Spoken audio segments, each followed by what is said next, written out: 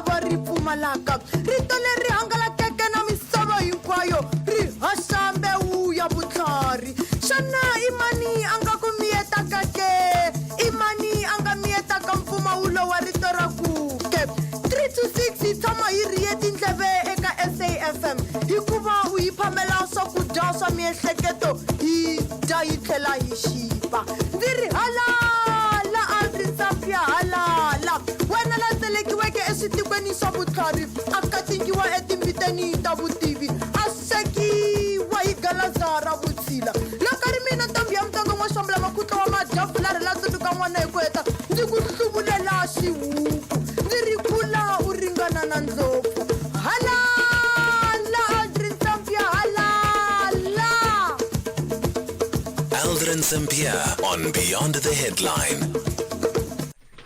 It is 8 minutes after 3 o'clock. Good afternoon and welcome to Beyond the Headline with me, Aldrin Sampear. What a busy news day. What a busy news day. So early this morning, we woke up to reports that the National Assembly Speaker, Nosiviwe Mapisangangula, is about to hand herself over to the police in Pretoria, which we understand now didn't happen because she has now filed an urgent court interdict application to interdict SAPS from going ahead with the arrest, as well as, I guess, eventually would lead to the prosecution. However, though, she's seeking some information with regards to the investigation by the police, but also looking at some of the claims that she's making and also the reasons why she's arguing against this particular case, which she says is a weak case. She says the conduct of the state representatives described more fully below is indicative of an abuse of process at an opportunistic time before the national elections in order to sway public opinion, trigger the ANC's step-aside rule by charging me and humiliating me in the media. And this investigation is in relation to one of the contractors for the National Defence Force.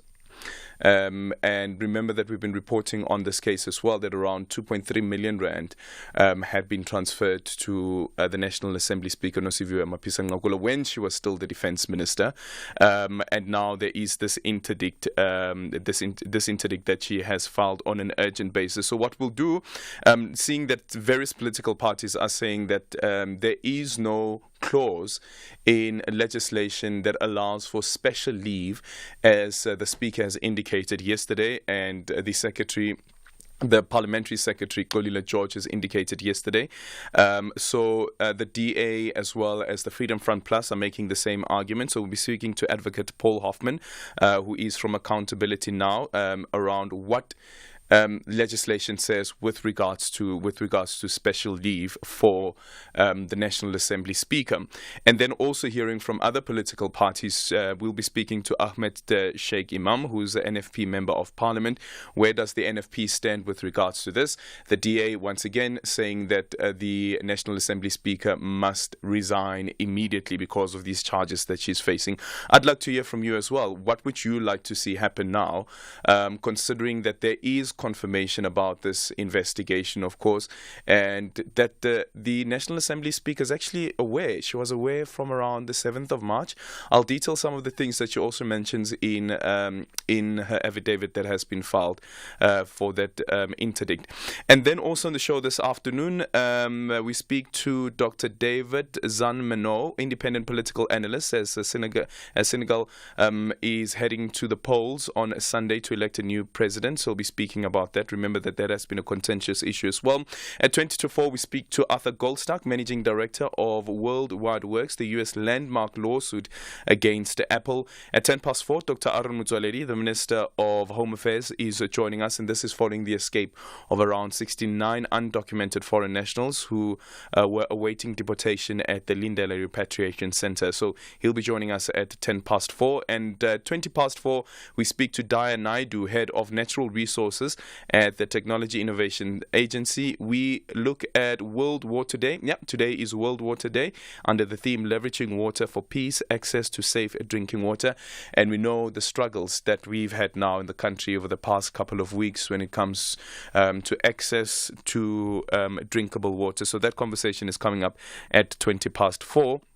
And then at 4:10, our co-host for the bonding session this afternoon is singer-songwriter Holly Ray. She'll be joining us at around 4:45 to tell us what her topic is. 0614-104-107. You can also drop me an X at Aldrin Sampear, and our studio line is 086-000-2032. The only talk radio afternoon drive show that makes sense. Beyond the Headline with Aldrin Sampear, right here on SAFM. Well, we start off with Ahmed Sheikh Imam, NFP Member of Parliament. Several political parties have rejected the National Assembly Speaker Nosiviwe Mapisa-Nqakula's decision to take special leave from her post amid allegations of corruption against her, arguing that the position of special leave is not provided for, or the option for special leave is not provided for by the rules of Parliament. We also understand that Mapisa-Nqakula has applied to the NPA for more information regarding the charges against her. We speak to Ahmed Sheikh Imam, who's now joining us on the line. Good afternoon. Thank you so much for making time for us. From the NFP side, what do you make of the decision of the National Assembly Speaker to take special leave? Some political parties are arguing, as we said in that introduction, that there is no option for special leave in the rules of Parliament. Good afternoon. Very good afternoon to you and all our listeners out there. Well, first of all, it's very unfortunate we find ourselves in the current situation. But very importantly, I think there are very serious allegations made against the Speaker of Parliament. And now we know and we have confirmed that charges have been laid. There are also allegations that the Speaker is going to be arrested shortly. I know that she has taken the matter to court. And, time and time again, when matters of this nature arose in Parliament, political parties and leaders have always called for those implicated in one way or the other to step aside pending the outcome of this investigation. And I think that the Speaker, in the interest of her organization and the country as a whole, has taken a decision to go on special leave. Now the question is there provision for a special leave or not? Or when we talk about that you step aside for a period of time pending this investigation, what do we mean about that? And then the third thing is who is the Speaker supposed to report to in terms of a decision to step aside? If she's decided to talk to the President, but that is a political party issue, nothing to do with Parliament, because Parliament is an independent structure. However, she is innocent until proven guilty. If she's recusing herself by virtue of going on a special leave, we believe that we should give her that opportunity, the credibility, the dignity and decorum of the House, that is Parliament. And, until such time, we have further information as to where this matter is heading to. So are you saying that as the NFP, you're not too sure whether there is provision for a special leave? My understanding is this, that, first of all, I know various other parties are saying there is no provision. On the other hand, various parties have repeatedly called for those implicated in one way or other to recuse themselves. So then they must provide clarity as far as that is concerned. But from the Speaker's perspective, given the serious nature of the allegations against her and to what extent it's gone right now, wanting to recuse herself or stepping down temporarily by virtue of going on special leave, you've only got 2 months, okay, when, of course, perhaps they may decide not to bring her back as the Speaker in any event. But I think let us also give her the opportunity. Let's see what happens. And until such time there's clarity whether there is certainly provision or not. Now, also, yes, there are parties calling for her for a vote of no confidence. This is all politicking and campaigning, and there are various people in Parliament that have got allegations against them in one way or the other. Shouldn't we be consistent? The fact that she's taken this decision to recuse herself or go on special leave, I think we should welcome it, because then it protects the dignity of the House. Yeah, but still that doesn't answer the question. So while political parties would say somebody who's implicated must step aside while there is an investigation, it doesn't tell us what the NFP says about the special leave. Well, from our perspective, as far as we are concerned, what she has done is she's called for a special leave. Yeah. Right?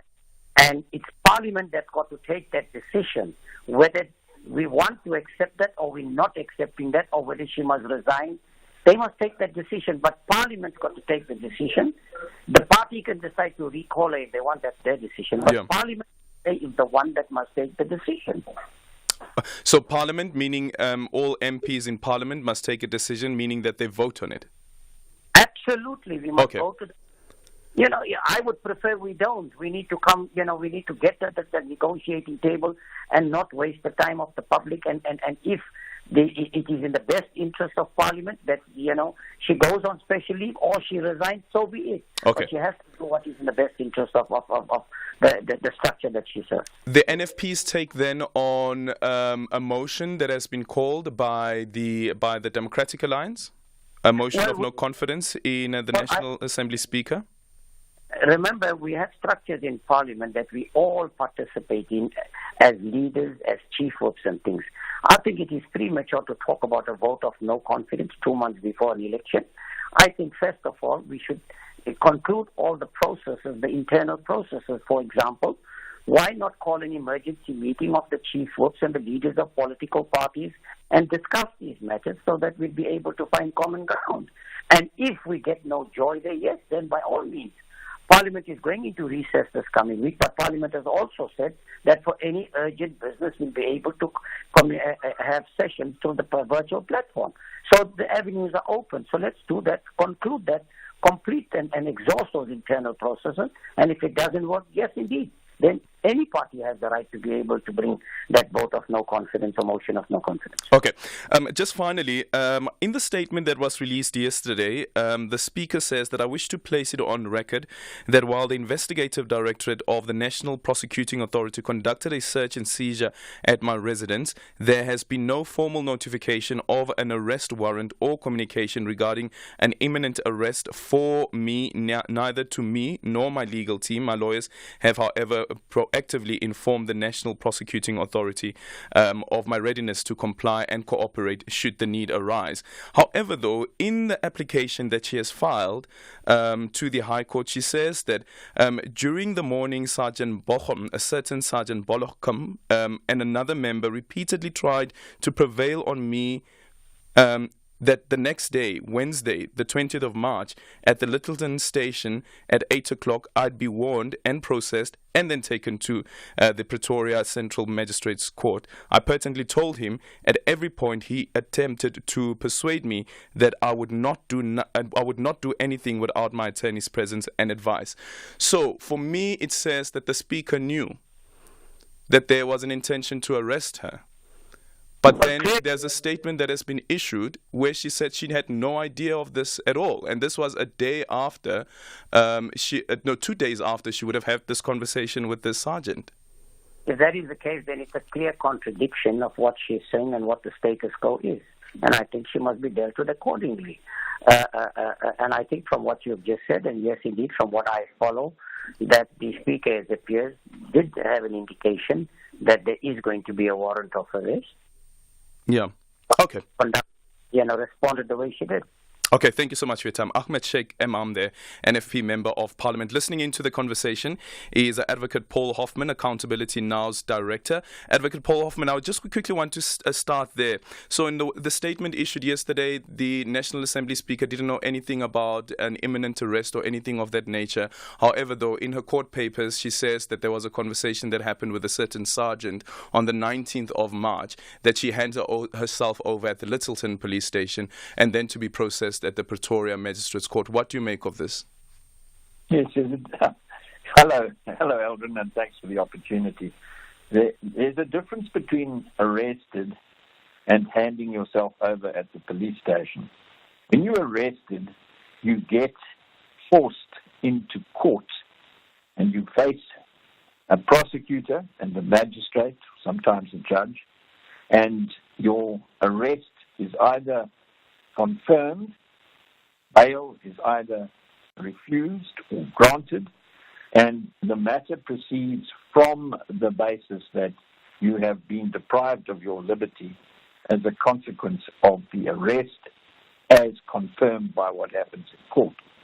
What the police were asking for in the bits that you quoted to the Member of Parliament is that they were seeking to have her come to the police station to be processed so that she could voluntarily, not as a result of an arrest, but out of her own free will, be taken to the court so that she could face the charges without an arrest. That hasn't happened, and without her cooperation cannot happen.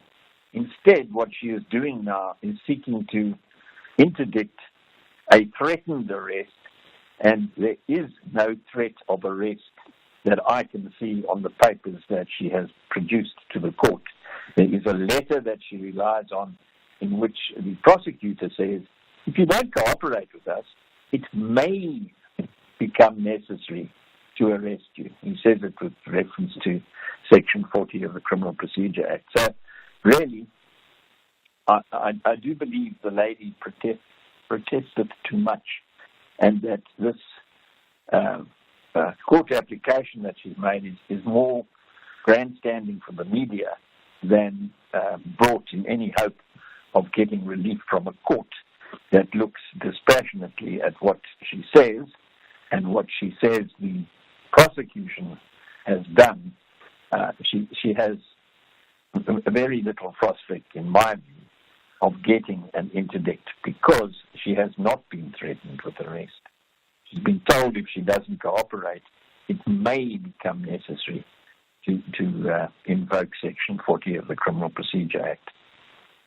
Okay, and then on the questions that have been raised by the members of Parliament, that there is nothing in legislation and the rules of Parliament that actually has provision for special leave for the National Assembly Speaker. And as the Imam has just raised now, the question around who does the Speaker then report to if she does take that special leave? Does it go before Parliament?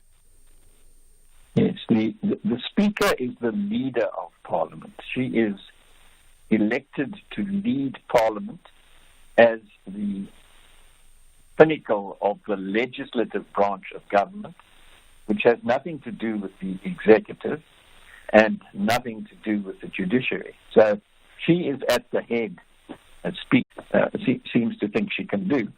Well, there is no provision in the rules of the House that I am aware of, and nor is the DA, and there is no provision in the Constitution that entitles her to take special leave. She just thinks that she can suck it out of the air because it's convenient for her to take special leave. And the only reason why she wants to be on special leave is that she will continue to be paid until the end of this Parliament. She's not standing for re-election. She cannot be the Speaker in the next Parliament if she's not a member of Parliament. The Speaker is elected out of the members of Parliament. So it's not as though she has any long-term plans to be Speaker. She's going to be Speaker until the election in May.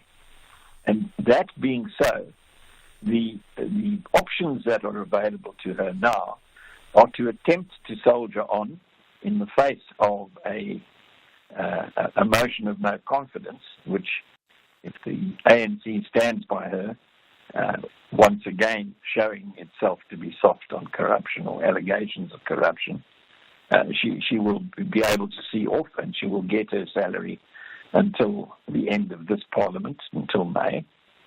Or she should resign and preserve the integrity of the high office that she holds by so resigning. In many constitutional democracies, the appropriate thing to do when you are accused of serious wrongdoing, which corruption certainly is to resign, go and prove yourself innocent, and then come back afterwards. And that doesn't seem to be part of her thinking at all.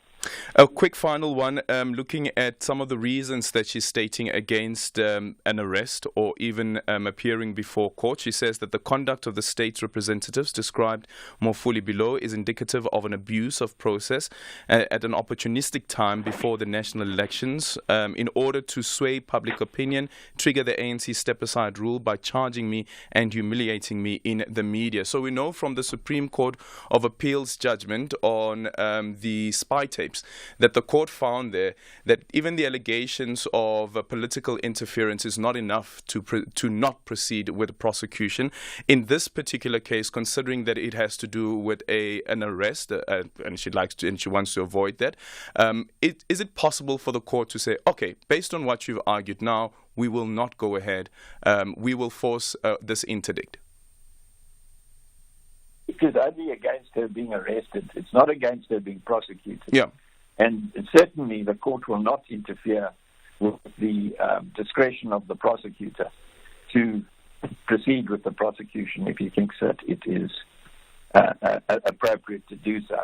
It's not going to be an easy prosecution. This is cash being carried backwards and forwards, and it's going to turn on the credibility of the complainant, the person who paid the bribes, and the speaker herself. And she's not done herself any favors by not dealing with the search and seizure process in a way that is open and transparent. I think that this application that she's brought is more for the media and for the public image. It really has very little to do with getting any legal relief. And her reliance upon the imminence of the elections is really unfounded. She's not a candidate in the forthcoming election. So why should it make any difference in her life that she's being charged at this stage? Very strange. It's a curious case that she's brought. I've never seen anything quite like it. Thank you so much for your time. Advocate Paul Hoffman, the Accountability Now's director. We're taking your voice notes on 0614-104-107, and you can also drop me an X at Aldrin Sampear. Our studio line is 086 000 2032. It's 3:30 time for the news headlines. Good afternoon, I'm Anne Musa. In the headlines, constitutional law expert Lawson Naidu says special leave, like in the case of Speaker Nosiviwe Mapisa-Nqakula, can only be granted following a vote in the National Assembly. He reacted to Mapisa-Nqakula announcing that she's taking special leave in the wake of corruption allegations against her. The IFP has asked that the ANC and its national leadership facilitate talks at a provincial level in KwaZulu-Natal after events at a memorial for Amazulu King Tunuzulu Cetshwayo last weekend. And the NPA's asset forfeiture unit has secured 2 orders to the value of 33 million rand from the High Court in Pretoria. The orders will see the seizure of properties believed to be proceeds of alleged corruption and maladministration at Eskom's Kusile Power Station. I'll have details on these and other stories at 4. SAFM, guiding you through the rush hour traffic. Good afternoon. Starting off in Gauteng, the M2 has delays through Cleveland. In Bedfordview, the N3 southbound has a stationary truck at Van Buren Road. The N12 R24 westbound is queuing towards the N3 south ramp at Giluli's interchange, and the R24 has delays opposite Eastgate Mall. Woodmead Drive northbound has delays towards Maxwell Drive, and Eskom Patleli Drive northbound in Pretoria has delays towards Moot Street. In Eastern Cape, on the N6, there are sporadic unrest reported throughout the Cathcart area.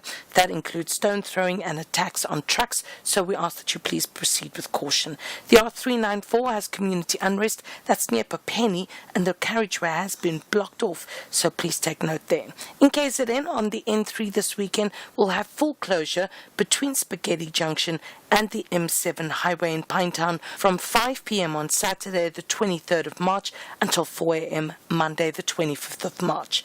The N2 southbound has a stationary vehicle after Mgeni Road. The N2 northbound has a stationary vehicle after Spaghetti Junction. The N2 southbound is queuing towards the M41 gateway exit. In Cape Town, the N1 outbound is slow moving. That's as you approach Okavango Road exit. Batencross Street outbound is queuing towards the elevated freeway.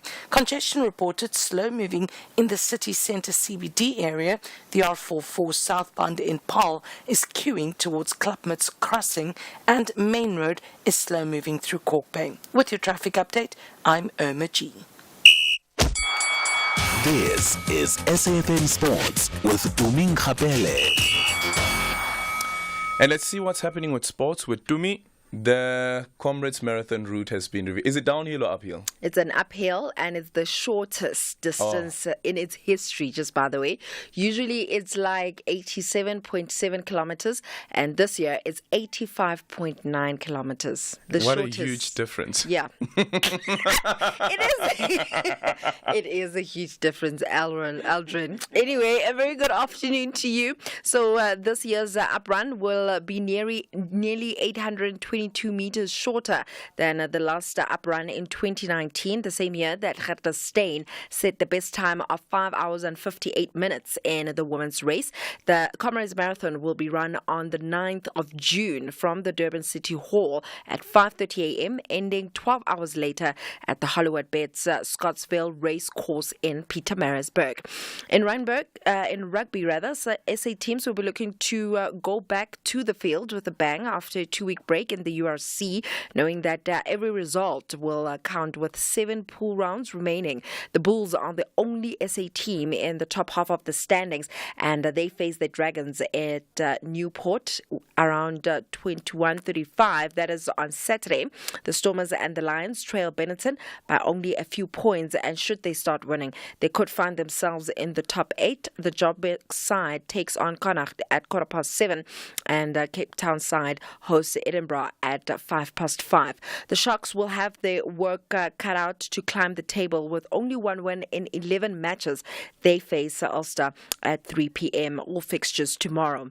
Meanwhile, the Brumbies moved up to second place in the Super Rugby table following a 60-21 thrashing of Moana Pacifica, and the Hurricanes outscored the Rebels 8-4 on their way to a 54-28 bonus point victory to make it 5 out of 5 wins.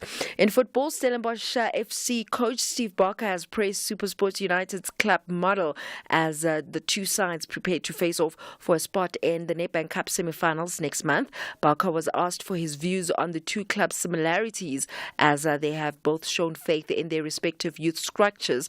And here he is explaining why the cup tie will be a closely contested affair.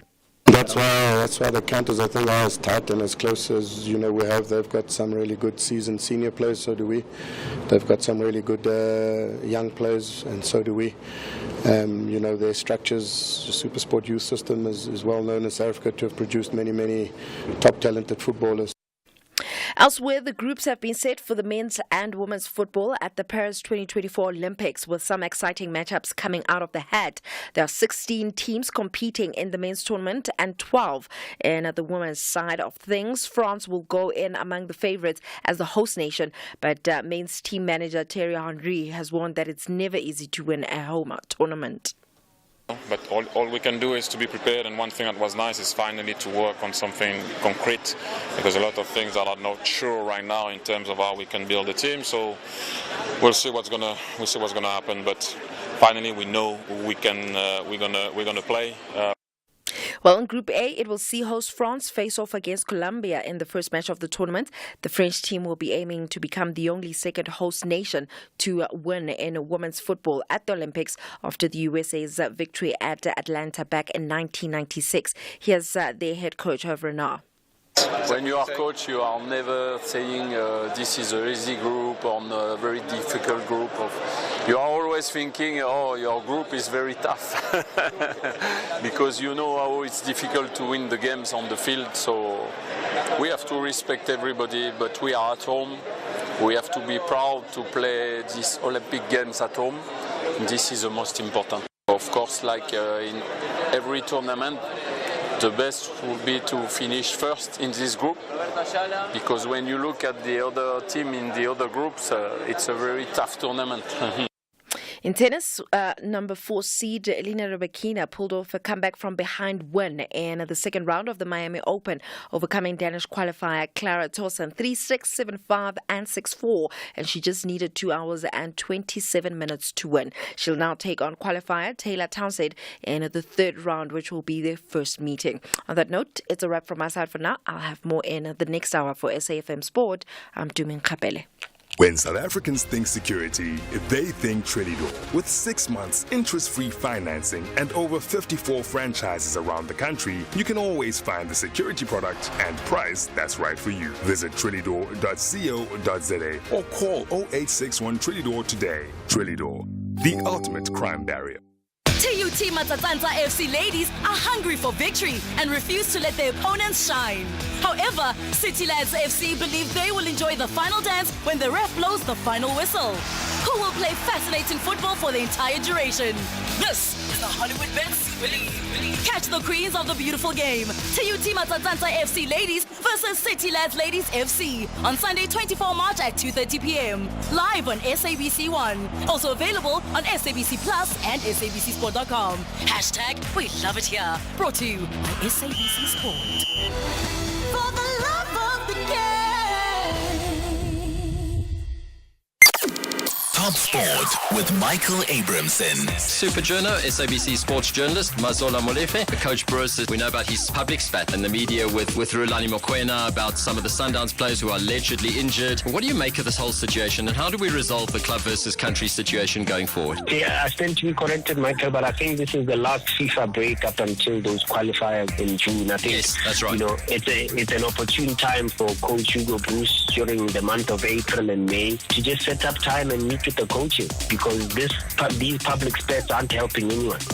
Just set up a meeting when you are in Belgium. Just fly across to the UK and have a coffee with Vincent Kompany. In South Africa, he's here all the time. Set up a meeting with the coaches. Top Sport on SAFM. It has been over 20 years since the Truth and Reconciliation Commission issued its final report, recommending over 300 cases to be investigated or prosecuted. Truth Be Told tells the story of the TRC by looking at the poignant cases of the Pila Portia Ndwandwe story, the Beki Mlanjeni story, the Ntombi Kubeka story, the Topsy Madaka story, in which the truth has not been told and no one has been held accountable for their gruesome killings during apartheid. Channel your best South African documentary this March on Truth Be Told, Mondays at 9 p.m. only on Look for the Go Digital logo in the new digital television set that you are buying and access free-to-air channels without an additional decoder if you live in an area with digital terrestrial network coverage. Hashtag Chincha Ongasali. Hashtag Go Digital. For more information, send a WhatsApp message to 0600-625-458 or you can call 0860736832. Email support@sentech.co.za or web chat www.sentech.co.za or Facebook Messenger @Sentech Limited. The only talk radio afternoon drive show that makes sense. Beyond the Headline with Aldrin Sampear, right here on SAFM. Let's take your voice notes on 0614-104-107, and you can also drop me an X at Aldrin Sampear. When we come back, we'll look at this landmark lawsuit against Apple. We'll be in conversation with Arthur Goldstock, who's the managing director of Worldwide Works. Good day, Aldrin. It's Brian Mabai from Protea Glen.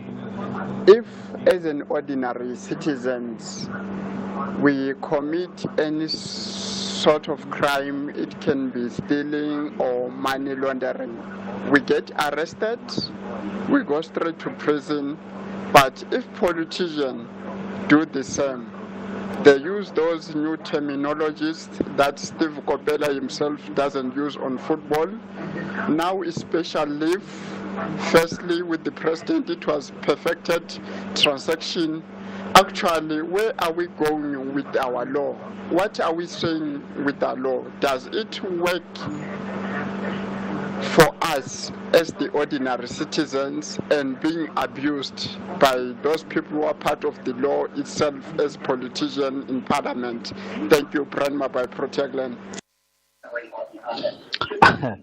Adrian, the general in the morning on Stephen Kuta's show told the entire nation that the speaker has handed herself over and she has been charged. I think the general jumped the gun there. Aldrin, It's very, very unfortunate that we find ourselves in this situation as a country. The National Speaker of Parliament is involved in some serious allegations. The Deputy President of the country, also some serious allegations against them. The President of the country, some very serious allegations in connection with the Pala issue. Three most people who hold very high positions in this country. Very, very high position in this country. And you will wonder why everybody just does what they want in this country.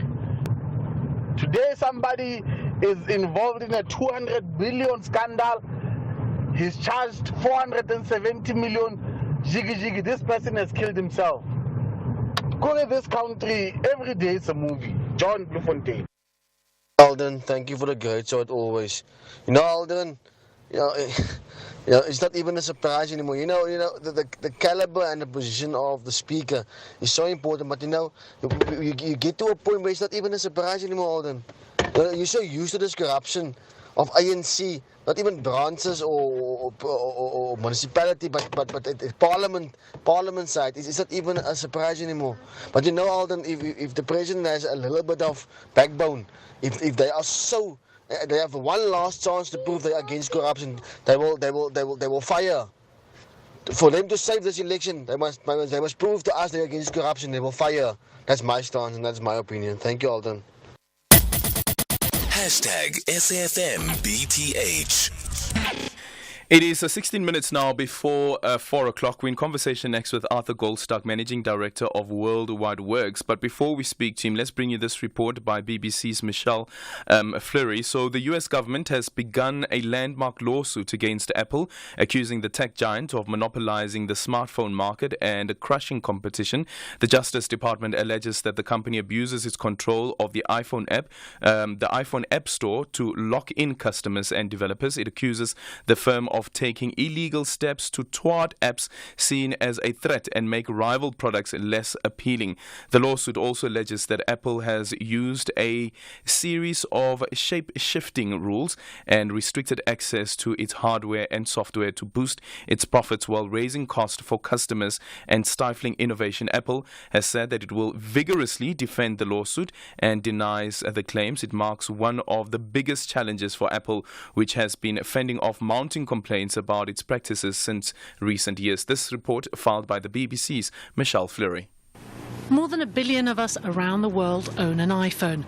For many people, it's almost unthinkable that they would use any other sort. For me, Apple works a little bit better than Android. I have had an Android before. It didn't do too well with me. It's just what my parents always got me, and it's just like easy to stick with it. The rest of my family also has iPhones, and so they're just very compatible. All of which makes it one of the most successful companies. Last year, sales of just the iPhone made it more than £150 billion in revenues. And that much profit, as well as so many customers, tends to attract the attention of government officials. And now the US Department of Justice, along with 16 different states, has filed a lawsuit against Apple. As our complaint alleges, Apple has maintained monopoly power in the smartphone market not simply by staying ahead of the competition on the merits, but by violating federal antitrust law. Apple denies the accusations, saying in a statement, this lawsuit threatens who defend against it, leaving Apple and the US government headed for a lengthy argument in court over whether the tech giant is protecting its customers or making it difficult for them to leave.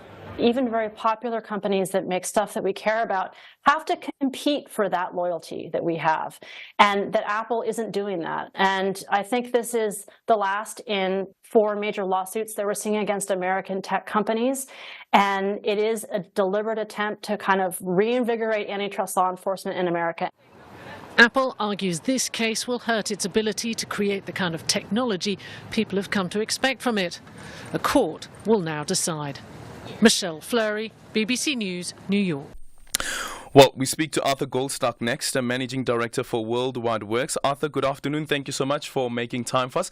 Considering the decision that was taken by the EU, the European Commission, on Apple's anti-competitive behavior, the 2 billion rand, the $2 billion US fine against Apple, was it inevitable that such a case would also come against Apple in other countries, including where its headquarters are? Hi, Aldrin. You're absolutely right. It was definitely coming to the United States. And the reason for that is because Apple is one of 4 companies that were targeted a few years ago already when the U.S. government identified Apple, Meta, that's the company behind Facebook, Google, and Amazon for their monopoly power. And until this week, Apple was the only one of those that hadn't yet been sued. Google has already gone through trial, has already been found guilty of monopoly behavior, and we're just waiting to hear what the size of the fine is going to be, and you can be sure it's going to be huge. So this was a long time coming, and Apple can't say it is surprised by what the Department of Justice has come up with. Is the nexus of the antitrust argument that is being made also on the basis of perhaps that there could be collusion amongst the tech companies, and also to ensure that that Apple always has the upper hand when it comes to at least competition amongst the smartphone manufacturers? Not really a collusion issue, because this is the opposite of collusion. This is Apple trying to make sure that none of the other tech companies can benefit too much from its services. And part of what the lawsuit is about is that Apple has blocked other entities from being able to use this platform effectively. And among other things, for example, the ability of Apple users to send high-resolution content, videos or images, to Android users has been limited by Apple. In fact, they were ordered to unlock the ability to share files at a quality that Apple users themselves between each other can receive. Android users can't, and this has actually been described as a form of discrimination, where you are locked out of the ability to enjoy high-quality content because Apple doesn't want to cooperate with anyone else.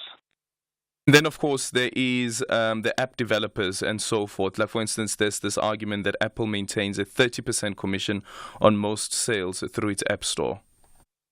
Yes, this has always been a massive bone of contention, and developers have always complained about it. It means that a third of your revenue is already being shaved off your bottom line. And in an environment where staff costs can be high, development costs can be high, that adds a massive burden on developers. Bear in mind that they are the ones who have made the App Store the success it is. Yes, Apple developed it, but if it weren't for all the developers putting their apps in there, it wouldn't be this multi-billion-dollar success story. And yet Apple treats the developers as if they are almost servants of Apple. So what does this lawsuit mean, considering that you already have the one from the European Commission, and possibly this is going to happen as well? Maybe it will be successful in the courts. Apple has said that they will challenge it vigorously. Does it mean that Apple would need to change its ways? Because for me, the strange thing is that you have the different approaches from the different countries, with the European Commission have its own approach, the United States having its own approach, yet people like in South Africa are also affected by the conduct of Apple. Well, what it's certainly going to do, it's going to punish Apple for its exclusionary practices, but it's not going to affect their ability to create great phones. Apple complains that if they lose the lawsuit, or if the DOJ does find them guilty and does find them, it will impede their ability to create quality phones, which is a nonsense argument, because they generate something like $100 billion of net profit a year. And as the DOJ said in its lawsuit, that is more than the GDP of 100 countries. So you would think that they wouldn't be so obsessed with trying to squeeze every additional dollar out of developers, out of its customers and the like. What this will rather result in is it will enable others to use their platform more effectively. And in effect, that will probably make the iPhone more popular, not less popular. But it will also allow people more easily to swap between phone platforms. The distinction between iOS and Android, for example, won't be as stark if there was more interoperability between the two. Thank you so much for your time. Arthur Goldstock is the Managing Director of Worldwide Works. 0614-104-107. And you can also drop me an X at Aldrin Sampear. Our studio line is 086 000 2032. Fly better to your next holiday. Book your flights with Emirates to a holiday in Dubai, London, Istanbul or Paris. Look forward to delicious regionally inspired cuisine, enjoy free-flowing premium drinks, and relax to your favorite movies on the way. Because it's not just about the destination, it's how you get there. This year, fly Emirates. Fly better. Stade Francois enjoys every moment of the top spot of the top 14, and they're not willing to settle for anything less. However, Lyon are fighting to get out of the bottom four. This is the great contest of the French Rugby League. Catch the nail-biting clash between Stade Francois and Lyon this Saturday, 23 March at 6 p.m. Live on SABC Sport on DTT Channel 4. Also available on SABC Plus and SABCSport.com. Proudly brought to you by SABC Sport.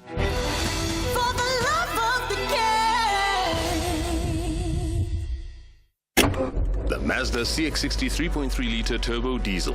That six-cylinder engine will take you by surprise. Succumb to its powers. Experience the Mazda CX-60 3.3-litre turbo diesel for yourself. The boxing ring will be dominated by hard punches this Friday night. Two-time South African welterweight champion Tulan Evolution Mbengue will confront Leandro Ariel Fonseca from Argentina in the international bout. The Mzansi Africa versus Argentina battle will continue in the main bout, the World Boxing Council WBC Silver Cruiserweight title fight between Tabiso the Rock Mkhunu and Yamil Alberto Peralta Jara. This is the Mvelo Boxing Promotions Tournament. Catch the action on SABC Sport on DTT Channel 4, live this Friday 22 March at 7 p.m. Then on SABC 2 at 10:30 p.m. Also available on SABC Plus and SABCSport.com. Proudly brought to you by SABC Sport.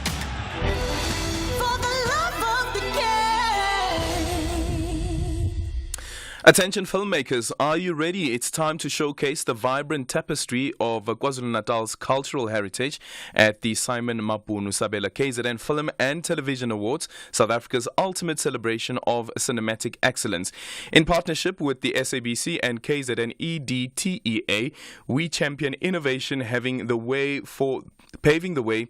for the future of cinema. This year, we go beyond imagination. Edit your 1-minute submissions because call for entries is now open until the 28th of March 2024. For more information, visit www.kznfilm.co.za or follow us on social media platforms. Join the conversation using the hashtag SSA24. KZN Film, our kingdom is your stage. This is Aldrin Sampear on Beyond the Headline.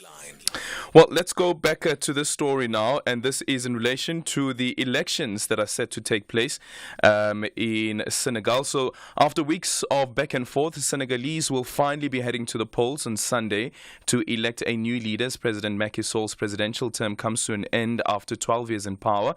Of course, you cannot forget that the elections were originally scheduled for February the 25th, but on February the 3rd, the President Sall decided to postpone the elections over concerns with the candidates list, and we all know what happened afterwards with the violent protests spiraling across the country, damaging the reputation for democratic stability in a region beset by military coups. So post all those dramatic events, is the country ready to hold a free and fair election? Dr. David Zonmenau now joining us on the line, independent political analyst. Dr. Zonmenau, good afternoon. Thank you so much for making time for us. Well, there was an intention to postpone and have the election sometime sometime later on in the year. I think there was a suggestion of having the elections around about April, but now the elections will be taking place over the weekend. Do you think it will meet the criteria of free and fair elections, considering also the opposition that has been raised by some opposition leaders? Good afternoon to you, and good afternoon to the listeners. What is happening in Senegal about the mini elections for Africa as a whole, the West Africa in particular, given the fact that there is a huge debate about the relevance of democracy in the region. It's a region that will count 4 military coups over the past 2 years. Some countries experienced double coups with a completely different rhetoric. So Senegal was among the surviving democracies in the region, and the experience that you just described in your intro, the unilateral decision of President Macky Sall to postpone till year the elections and the consequences that this drew on Senegal. I mean, the people went on the street, the protests, the people who were killed for challenging the president's decision. Finally, the High Court of the country made a decision by saying there is a need to hold the elections, and the president does not have a right to postpone it. Sunday will be definitely the meeting point for Senegalese people who will go and cast their votes. The country has a history of integrity in the electoral system, and we hope this time is going to be the same situation. Considering that there are about 19 candidates that are vying for this position, what do you think, as people who would be following the elections, what is it that we should be looking out for? To see by the reading of messages that we saw from the Senegalese, the protests, particularly surrounding the youth, Ousmane Sonko and his challenge of a traditional political establishment, draw some crowds. And the issue that is also putting on the table, which is asserting the integrity in the political system and give back the country to the Senegalese citizen, it appears as a message that won many hearts. And that's what explains the decision of the Senegalese to go on straight to defend him, even when he's standing a trial, and to ask for his release. So we are in a situation where, yes, we don't have the outgoing president standing for the elections, and we have a young man, Boussari, who is standing for the opposition. And it seems that Senegalese want to see some change. They want to see the renewal of the political elite in their country. Particularly, they want to see people who understand the challenge that the country is facing, to be able to take those challenges, transform them into policies and action to ease the suffering the country, the majority of the citizens are experiencing. Thank you so much for your time. That is Dr. David Zonmenau, who's an independent political analyst. Senegalese head to the polls. Around 7.3 million people registered to participate in the polls. And you know that Senegal has nearly 17 million people. This is now the population, 60% of whom are under 25. What will happen on Sunday? It's 4 o'clock. Independent and impartial. This is SAFM News. In our top stories, law expert reacts to Mapisa Ngakula announcing special leave, and court grants forfeiture orders relating to corruption at Eskom. Good afternoon. Constitutional law expert Lawson Naidu says special leave, like in the case of Speaker Nosiviwe Mapisa Ngakula, can only be granted following a vote in the National Assembly. He reacted to Mapisa Ngakula announcing that she's taking special leave in the wake of corruption allegations against her.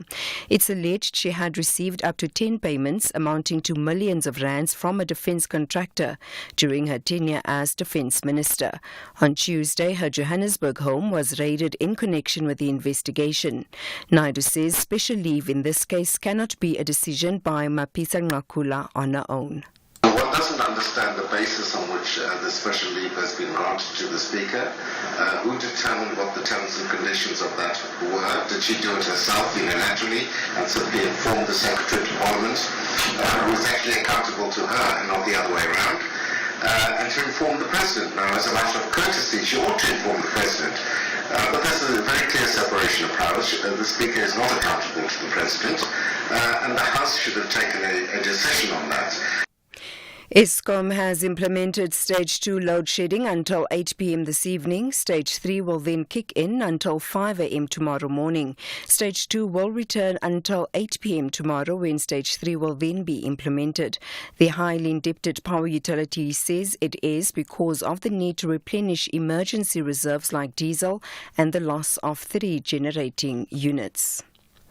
The IFP has asked that the ANC and its national leadership facilitate talks at a provincial level in KwaZulu-Natal after events at a memorial for Amazulu King Dinuzulu Qetshwayo last weekend. Leader of Government Business, Buniso Duma, grabbed the microphone from the traditional Prime Minister, Thulasizwe Buthelezi, as he was introducing King Misizulu Kazweletini. Later, 16 people were injured in an attack. The ANC has blamed the IFP for the attack. Addressing the media in Durban, the IFP president, Velenkosini Hlabisa, called on political leaders not to make reckless statements in the lead-up to the elections. You can't want peace on one hand, but on the other hand, you are carrying paraffin, you are pouring to the fire while you are trying to bring it down. You can't do so. That is the kind of the leadership which we have come to observe and know is as such when you look at the leadership of the ANC in KwaZulu-Natal.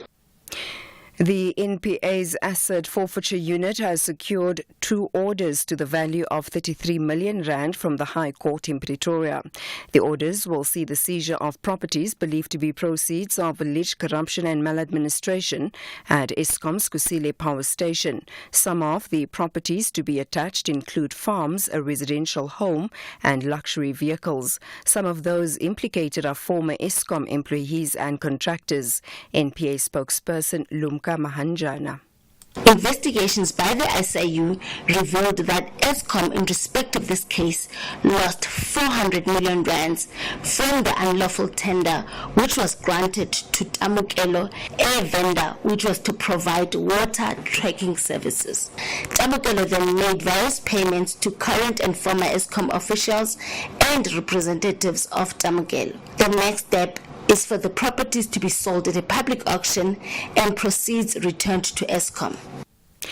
And finally, former Brazilian international footballer Robinho has been taken into custody to start serving a 9-year prison sentence for rape. He was convicted 2 years ago in Italy for his part in the gang rape of a woman at a nightclub in Milan in 2013. The BBC's Leonardo Rochard reports. Robinho, who's 40 years old, was arrested at his flat in his home city of Santos. The Italian government had requested that he serve his sentence in Brazil after failing to get him extradited. On Wednesday, a court in Brazil upheld the decision and also ruled that he should serve his time behind bars instead of under house arrest. The decisive action taken by Brazil's justice system has been praised by many on local media, who feared that Robinho would evade justice thanks to his fame and his wealth. Recapping the top story, constitutional law expert Lawson Naidoo says special leave, like in the case of Speaker Nosiviwe Mapisa-Nqakula, can only be granted following a vote in the National Assembly. He reacted to Mapisa-Nqakula announcing she's taking special leave in the wake of corruption allegations against her. For SAFM News, I am Anne Musa. And coming up in your sports this hour, Hugo Bruce says that he's happy with some players after a draw with Andorra, and IOC's transgender policy challenged. More details at 4:30. SAFM, guiding you through the rush hour traffic. Good afternoon. Starting off in Gauteng, the M1 southbound is slow moving towards Crown Interchange. Conroe Drive in Craighall has water repair works near Hillcrest Avenue, so you are to expect delays at peak times. Eskom Patleli Drive northbound in Pretoria has delays towards Moot Street. In KZN, the N2 southbound has a stationary vehicle before Spaghetti Junction. The N2 northbound has a stationary vehicle after Spaghetti Junction. The M13 eastbound in Pinetown has roadworks reported with traffic restrictions at the N3 Paradise Valley interchange and the N3's roadworks with major upgrade works between Spaghetti Junction and the M13 Paradise Valley interchange. In Cape Town, the N7 Jakes Gerwel Drive southbound is slow moving at Voortrekker Road. Dock Road westbound has heavy traffic as you enter the waterfront area, and Baden-Powell Drive in Khayelitsha has community unrest with damaged road surface between Muway and Walter Sisulu Road. The road has been closed off on account of a 1.5-meter trench which has been dug across the road. With your traffic update, I'm Irma G. Stay safe on the roads. SAFM is with you. Imagine a society where women and children could walk in the streets without the recurring fear of safety. Imagine a society where respect characterized our social interactions. Imagine a relationship where violence found no place. This world is possible if we unify our voices and actions in restoring the essence of our society. This International Women's Month, the GBVF Response Fund implores you to do your part towards a world free of gender-based violence and femicide. This is an SABC-supported initiative. And we would buy 500 cars, and we would buy 500 more. So sell your car for the best price, and we won't think about it twice. We buy cars, we buy cars. Da-da-dun-da-da-dun-da-da-dun-da-da-da-da. We buy cars, we buy cars. Da-da-dun-da-da-dun-da-da-dun-da-da-da-da. We Buy Cars, the easiest way to sell your car by far. The boxing ring will be dominated by hard punches this Friday night. Two-time South African welterweight champion Tulan Evolution Mbenge will confront Leandro Ariel Fonseca from Argentina in the international bout. The Mzansi Africa versus Argentina battle will continue in the main bout, the World Boxing Council WBC Silver Cruiserweight title fight between Tabiso the Rock Nkunu and Yamil Alberto Peralta Jara. This is the Mvelo Boxing Promotions Tournament. Catch the action on SABC Sport on DTT Channel 4, live this Friday 22 March at 7 p.m. Then on SABC2 at 10:30 p.m. Also available on SABC Plus and SABCSport.com. Proudly brought to you by SABC Sport. For the love of the game.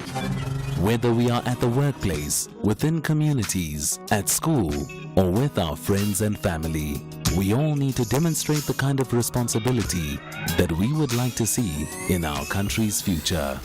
SAFM commemorates Human Rights Month. 5, 4, 3, 2, 1.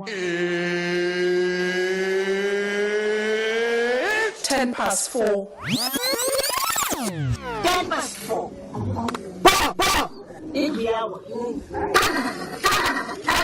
This is Aldrin Sampear on Beyond the Headline.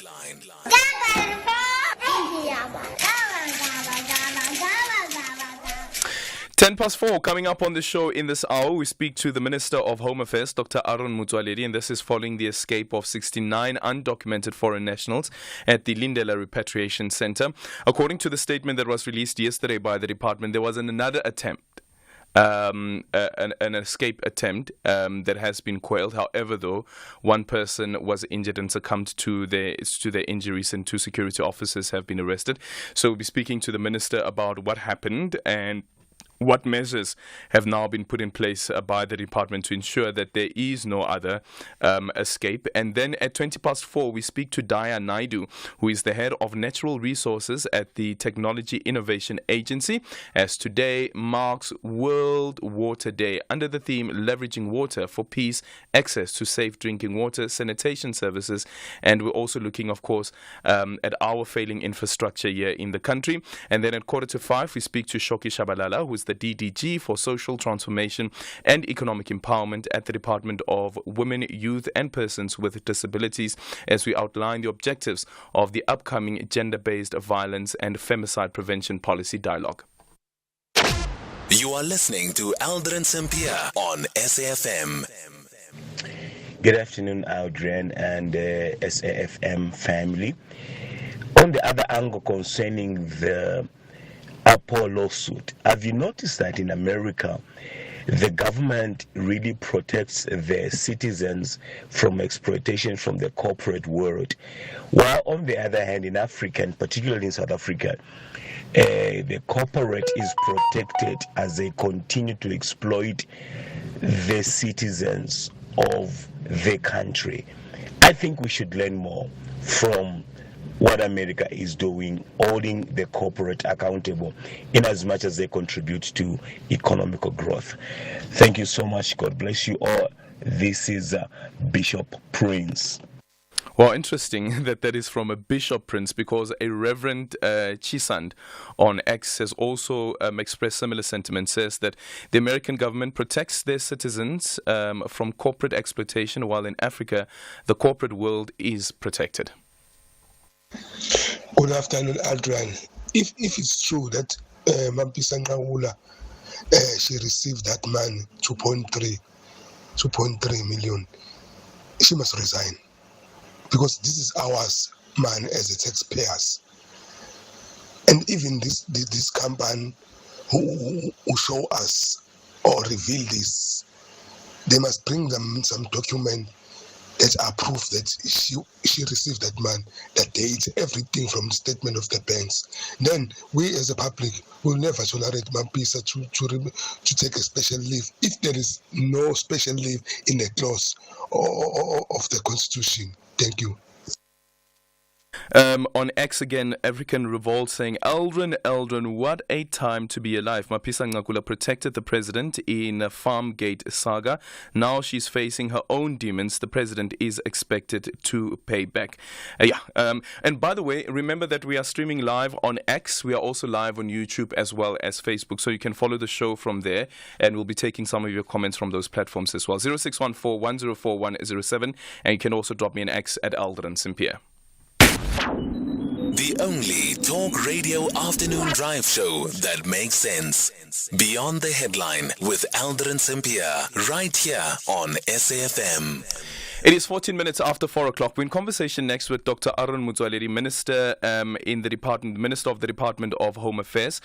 So the Department of Home Affairs has confirmed the escape of 69 undocumented foreign nationals who were awaiting deportation at the Lindela Repatriation Center. The undocumented deportees represent the following countries: Tanzania, Malawi, Zimbabwe, Mozambique, Lesotho, Burundi, the DRC, as well as Nigeria. Since the incident, the department has taken over the access control and security functions of the center as it reviews the contract of the facilities management company Enviromonks.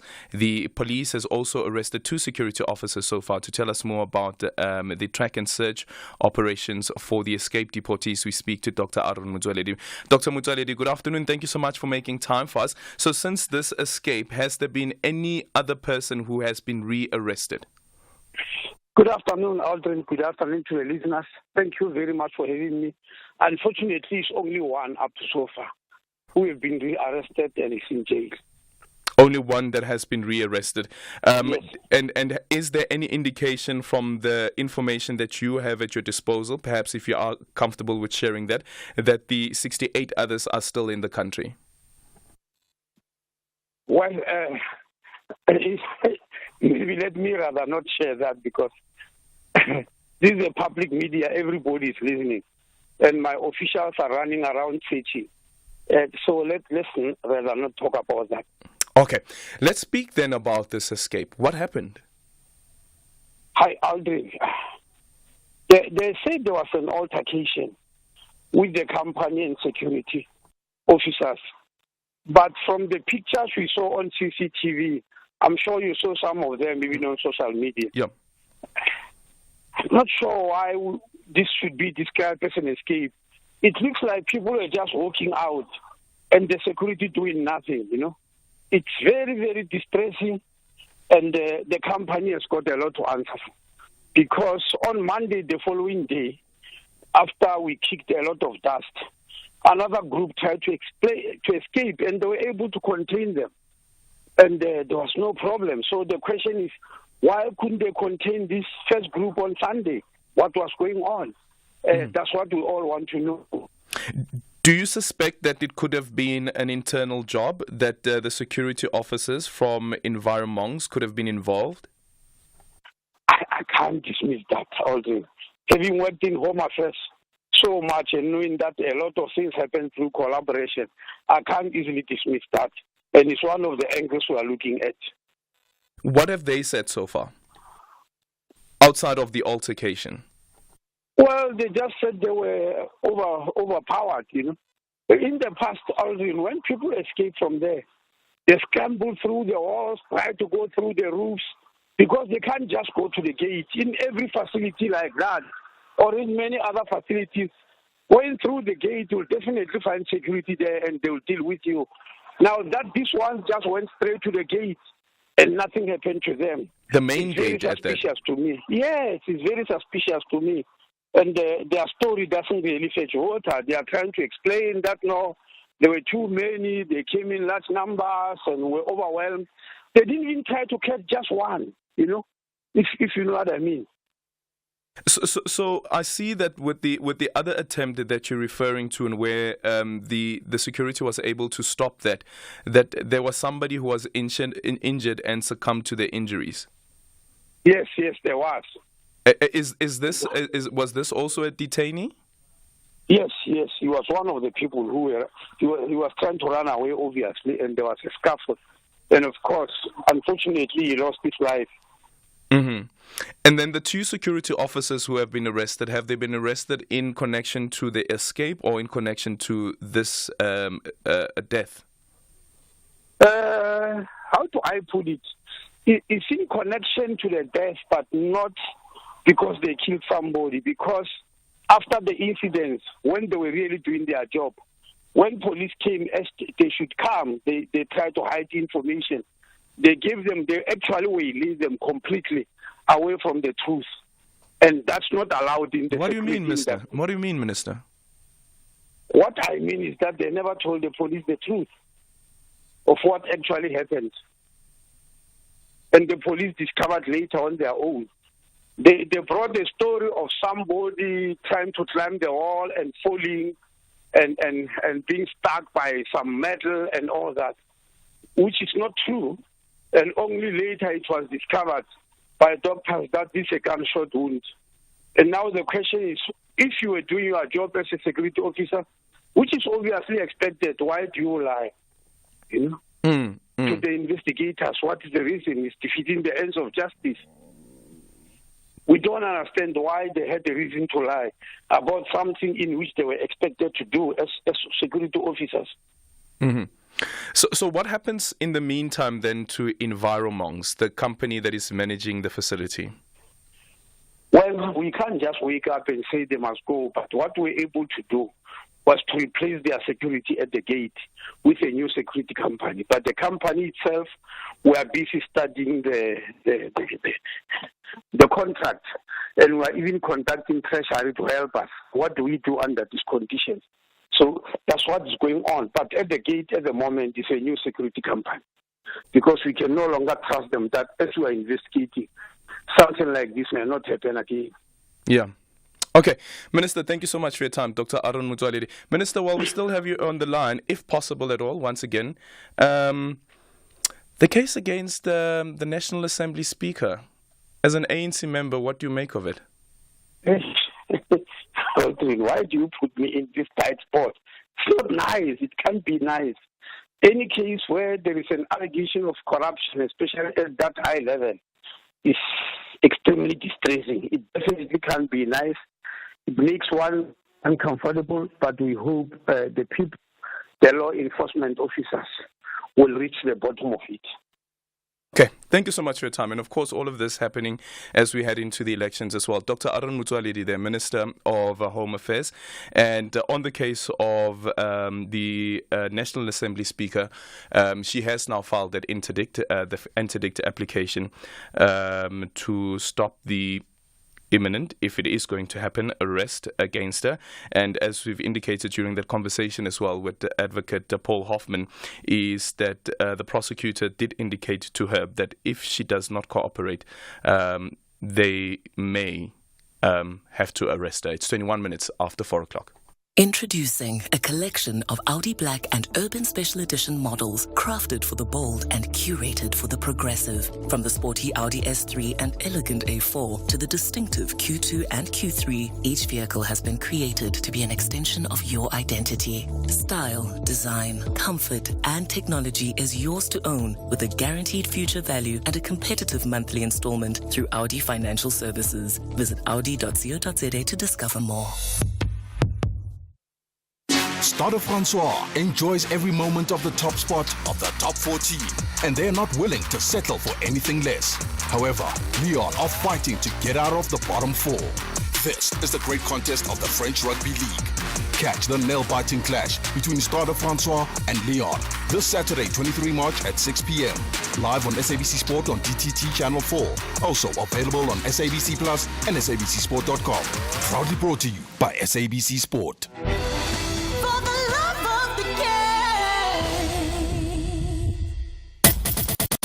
Hashtag SAFMBTH. In your voice notes on 0614-104107. But Aldrin, it's so obvious. They are still in the country. They escaped because they didn't want to be deported. And it's not going to be easy for them to go to neighboring countries because they won't find it easy there like they do here in South Africa without proper documentation. This is Luzugo in the Eastern Cape. Thanks. Aldrin, just a quick one. Please, can you ask the minister why are banks refusing to update our passports?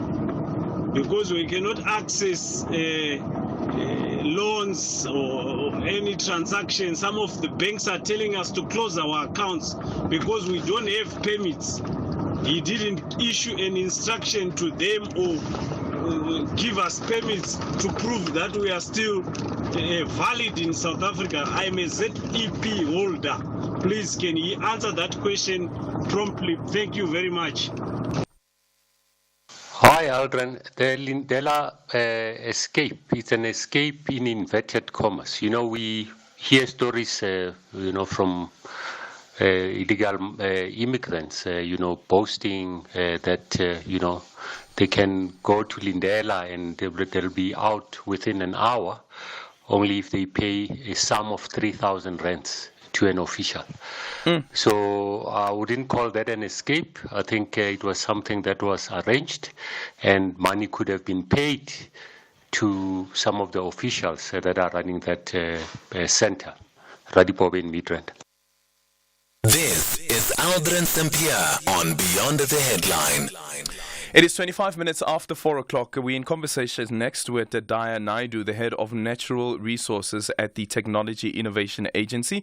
So today we commemorate World Water Day under the theme Leveraging Water for Peace. Access to safe drinking water, sanitation services and failing infrastructure are some of the challenges facing communities. One of the biggest contributors to South Africa's water shortage challenge is the rising and unsustainable levels of non-revenue water. According to the latest No Drop Watch report, non-revenue water increased from 35% recorded in 2015 to 46.4% in June 2022. Our next guest argues that there is a role that technology can play in resolving this problem at a municipal level. Daya Naidu is now joining us on the line. Daya, good afternoon. Thank you so much for making time for us.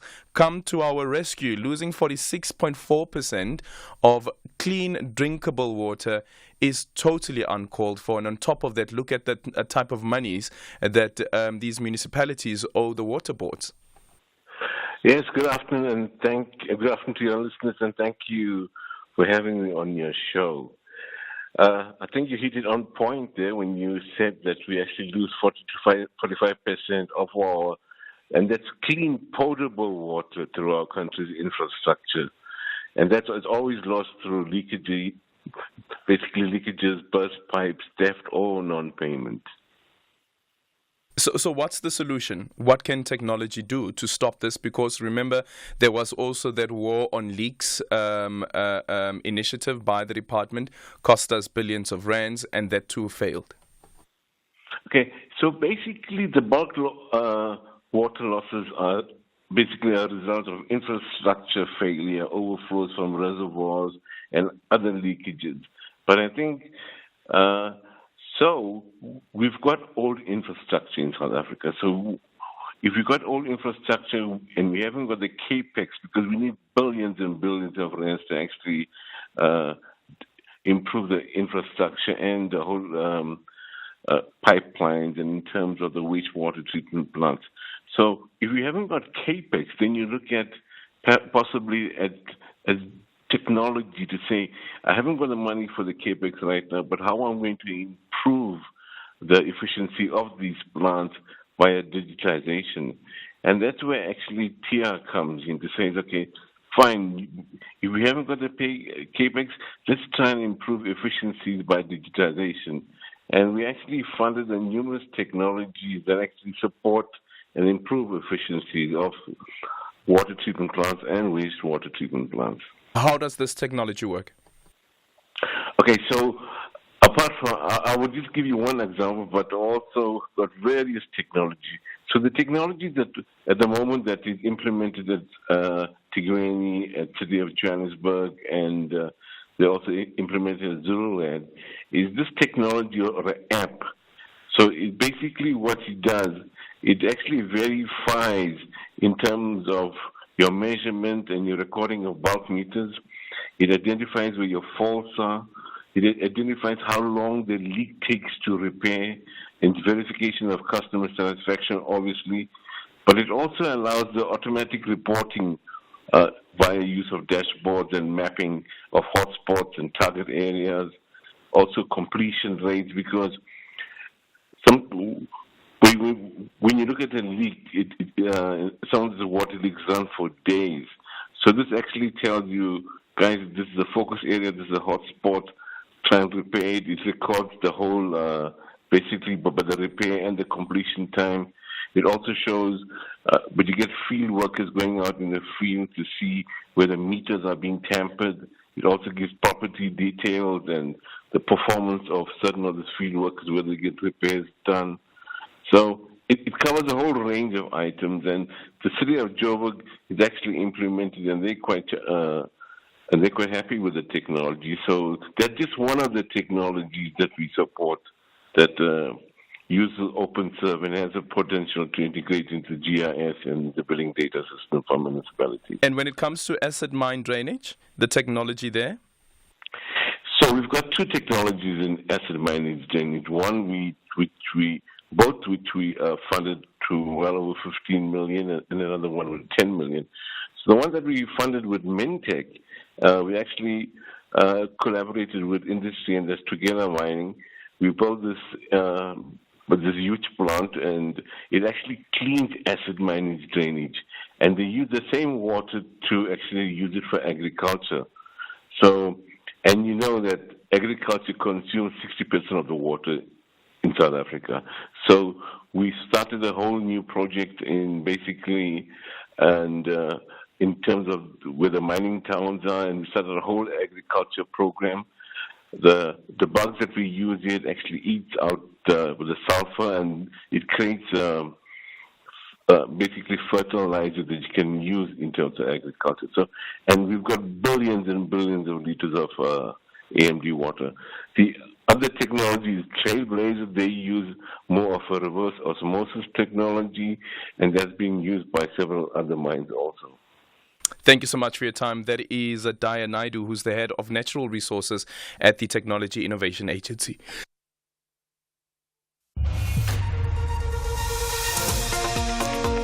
Good afternoon, I'm Anne Musa. In the headlines, the Free State High Court in Bloemfontein has declared the mandatory vaccination policy moot and says it cannot rule on the lawlessness of the policy as it's no longer in place. Universities Alliance South Africa took the University of the Free State to court in 2022, questioning the validity and lawlessness of the policy by the university in respect of students and employees. Constitutional law expert Lawson Naidoo says special leave, like in the case of Speaker Nosiviwe Mapisa-Nqakula, can only be granted following a vote in the National Assembly. He reacted to Mapisa-Nqakula announcing she's taking special leave in the wake of corruption allegations against her. And Zambian Member of Parliament Miles Sampear says it's time to restore the glory of the Pan-African Parliament in Midrand, north of Johannesburg. He's one of the candidates who has thrown his hat into the ring ahead of the elections for the PAP president and 2 vice presidents on Monday. Greg House will have details on these and other stories at 5. SAFM, guiding you through the rush hour traffic. Good afternoon. Starting off in Gauteng, the M1 southbound in central Johannesburg is slow moving towards Crown Interchange. In Bedfordview, the N3 southbound, an earlier stationary truck at Van Buren Road has been cleared, but traffic remains slow moving.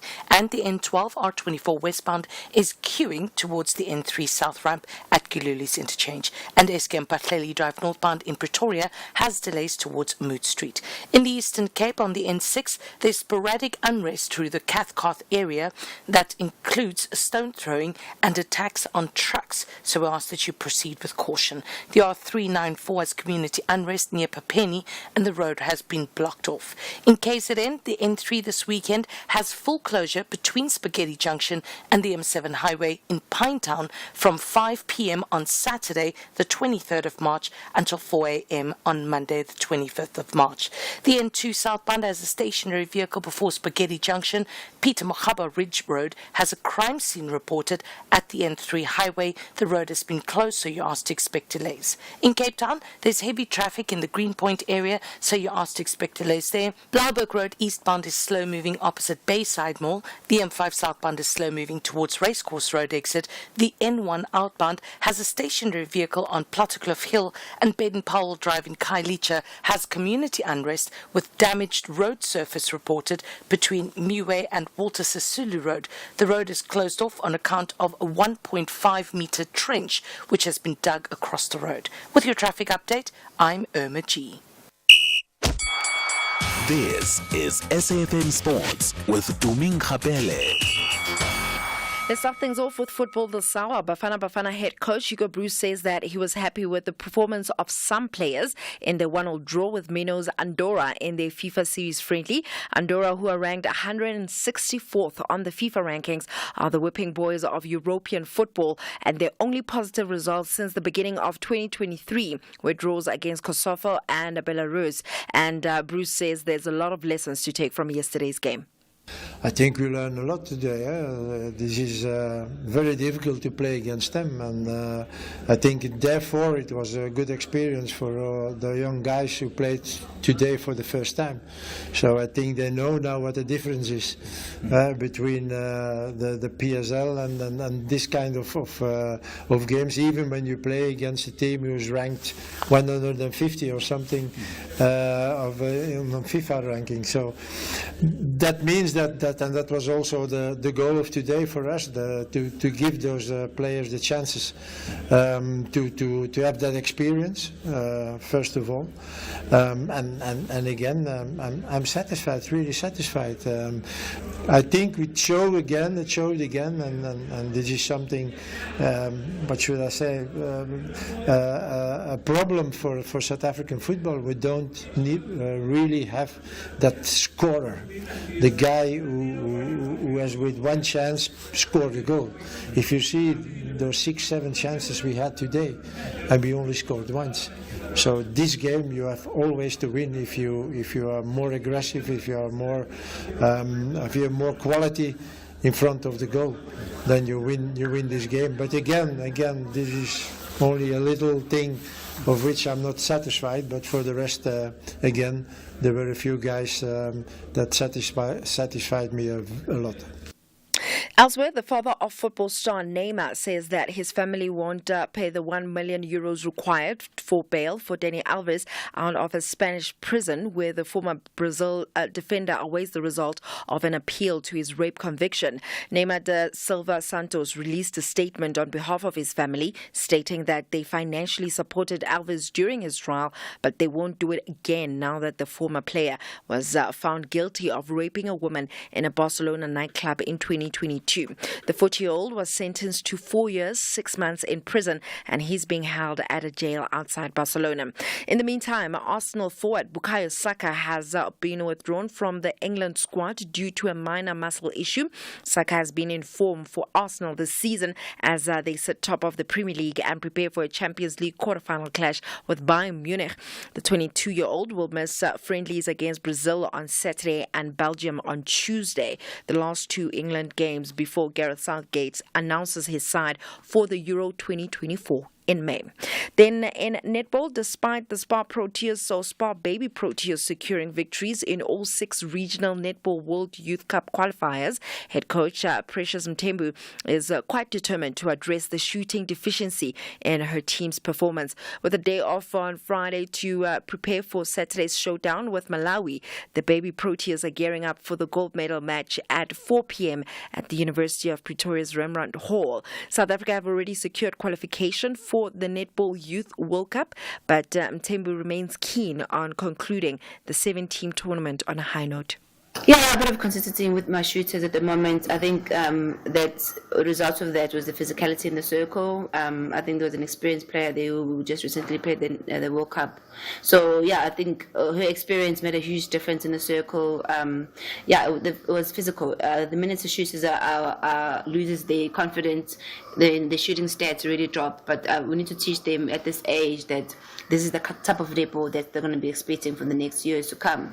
I think the inconsistent of the shooting average in each quarter is something that we can go back and look on. Maybe just some variety of shooting style, maybe shooting the entry into the circle. So I think we can work on the shooting average can be more, the percentage can be much more than we have to have now.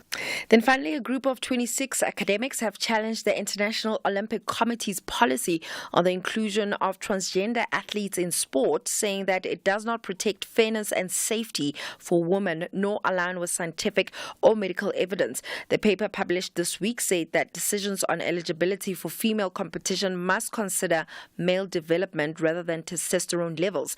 The IOC framework on fairness, inclusion and non-discrimination on the basis of gender identity is a guide to international sport federations for when they establish their own rules. Now, global governing bodies for cricket, cycling, athletics, swimming and chess have tightened their eligibility for elite women's competitions over the last couple of years. Other sports at international and national level allow transgender athletes to compete in women's sport if they can show reduced levels of testosterone. On that note, it is a wrap from my side for now. I'll have more in the next hour. For SAFM Sport, I'm Dumin Kapele. Gautrain is for the legends who make moves to save and pay from as little as 35 Rand from Hatfield to Centurion. It's for Ikoko who steady chill on neutral on a downhill just to save fuel. So when it comes to travel, make moves that save and pay from as little as 35 Rand from Hatfield to Centurion Station. Gautrain, for people on the move. The boxing ring will be dominated by hard punches this Friday night. 2-time South African welterweight champion Tulan Evolution Mbange will confront Leandro Ariel Fonseca from Argentina in the international bout.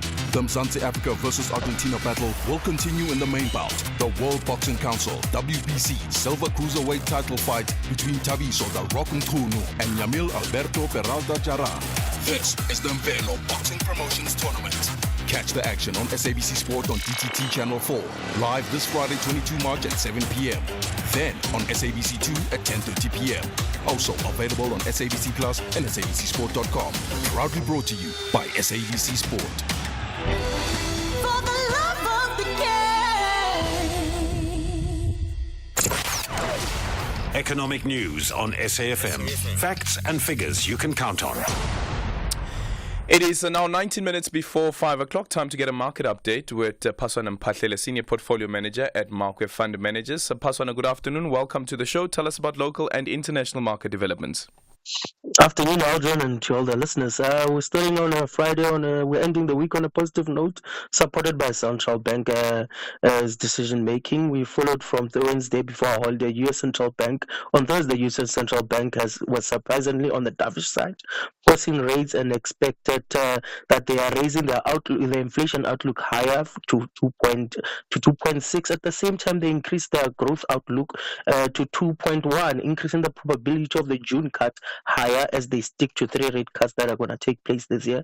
This would, if happen, would deliver some inflationary environment, seeing that they also have a higher outlook. But we also saw some other monetary policy central banks, such as the Swiss banks, have started their cutting, along with the Bank of England yesterday. They were dovish, as now that has helped the dollar get some strengthening and seen the emerging market currencies weakening. But on our local equities today, they did well. They're doing a catch up from the holiday, and they were very positive based on the growth projections that central banks are seeing. We see our local JSE was up 1.1%, with the resource sector up 4.1%, industrials up 0.6%. Meanwhile, our financials were flat, whereas the US, they did a pause in their rally. The Dow was down 0.3%, Nasdaq was down 0.2%, S&P down 0.1%, while Europe, with the dovish BOE, they're seeing the FTSE up 0.6%. Meanwhile, the DAX was up 0.1% and kept down 0.5%. Looking at our commodities, we're seeing that the gold took a pause, down 0.3% at $2,175 an ounce. Platinum was down 0.7% at $899 an ounce, while oil was down marginally 0.1% at $85.40 a barrel. Looking into the currencies, we're looking at a rand that is relatively weaker at 18.94 against the dollar, 20.50 against the euro, and 23.90 against the pound. Thank you so much. That is Paswana Mpahlele, Senior Portfolio Manager at Markwe Fund Managers. Bonding session. What's your relationship like with your domestic worker? I'd love to hear. I've had a domestic worker that's an absolute angel. She's been with us for years. She's really old at the moment and runs the show. I have to listen to her. She doesn't like listening to me anymore. Beyond the headline. Money lending policy to friends. If you ask me for a loan, I have 2 loans for you. Home alone and leave me alone. Your experience with an ex and some of the craziest things that they've tried to do, especially to try and win your love back. If we break up, I don't know you. We never met. You are listening to Aldrin Sampear on SAFM. It is now 16 minutes before 5 o'clock, and it's time for us to introduce our bonding session topic and our co-host for this afternoon. Today we are joined by Holly Ray, South African singer-songwriter. I don't know, maybe I should call you Lollipop. Does Lollipop work? I mean, some people call me Lollipop. My security at my house call me Lollipop. It's crazy. I think we should run with Lollipop. How's it been like since winning the prize? Oh, it feels so good to just like have that pressure of having to keep a secret because I'm terrible at keeping secrets. And everywhere I would go, people would be like, "Oh, you're the Lollipop," and I'd be like, "What is a lollipop?" And they'd be like, "From the Masked Singer." I'd be like, "What is a Masked Singer?" Like, and that was so hard. But yeah, it's awesome. And I know season 2, yes, they're working on that, which is going to be amazing. It was so much fun to do the show. So yeah, but I am relieved it is over. So tell me about that particular pressure because it is pre-recorded, right? Yes, yes. So it's pre-recorded. You know what you know, and you know that you're Lollipop. And people come to you and they're like, "Yes, Lollipop, also, you are Lollipop." I'm like, "No, that's definitely you." It was pre-recorded this time last year, and it only aired in August. Yeah. So we're talking like months of keeping the secret before it even aired. Because you're not allowed to tell your family. Yeah. Like they literally, you sign a contract. It's like you're allowed to tell like 2 people. And then my little sister, who's 10, came to the finale. Yeah. And because Masked Singer is her favorite show, that's why I agreed to do it. Oh, really? And she walked around the corner and saw like Masked Singer, and she was like, "You are lying," to my mom. And then the moment I came onto stage to perform my first song, she was like, "That's Holly." My mom was like, "No, it's Pabi Cooper. It's Sarah." No way. And my sister was like, "Stop lying, mom. Like, that's my sister." Yeah. So yeah, she had to keep the secret for a very long time, and I'm very proud that she managed. So you're good with keeping secrets? I'm terrible. When did you be tested? I signed a contract. That's why I keep the secrets. Not because I'm good at keeping secrets. Or if there's an NDA. Exactly. Okay, so Holly's joining us this afternoon for the bonding session conversation, and she's going to introduce the topic. And by the way, after 5 o'clock, we're taking your calls on 086 000 2032 and your voice notes on 0614 104 107. You can also drop me an X at Aldrin Sampear. And I wonder whether you have any personal experience with regards to this, but so much. Shoot. So much personal experience. So my topic, my question, my whatever you want to call it of the day is do fans have the right to access all aspects of a celebrity's personal life? So basically, like, should a celebrity's personal life, everything about them just be a free-for-all, and should everyone just have access to it and have a right to access to it? Yeah, what's your take? Absolutely not. The thing is, like, I think the misconception about what we do is I love music. That's why I make music. And I know it's not the same for everyone, but if I could make music without being famous and no one knows who I am, I would love that. But fans and consumers of music, or consumers of movies, if it's actors or whatever it is, feel that because you're in the public eye, they then have the right to access every aspect or every part of you. And I don't think it's right. Yeah. We're still human beings at the end of the day Yeah. who deserve privacy and deserve a private life. Yeah. And Do you think, though, that the celebrity also has a role in perhaps triggering that expectation by sharing, and sometimes some people would say even oversharing? No, for and then sure. there's that expectation that is created from the fans that, hey, but listen, last time you told us about your boo and everything like that, and now things are messy and we want to know more. What has happened? And here you are telling us that you need your space. I've got my own take on it, but I'd love to hear yours first, and then we'll hear what Dumi has to say. Yeah, I mean, I think commenting on what you've said, definitely. You have, especially I think in the influencer world where they share every aspect of their life. Yes. But for me, I'm very private. You'll very seldomly see that's very anything true. about my personal life. And it's so difficult to do research.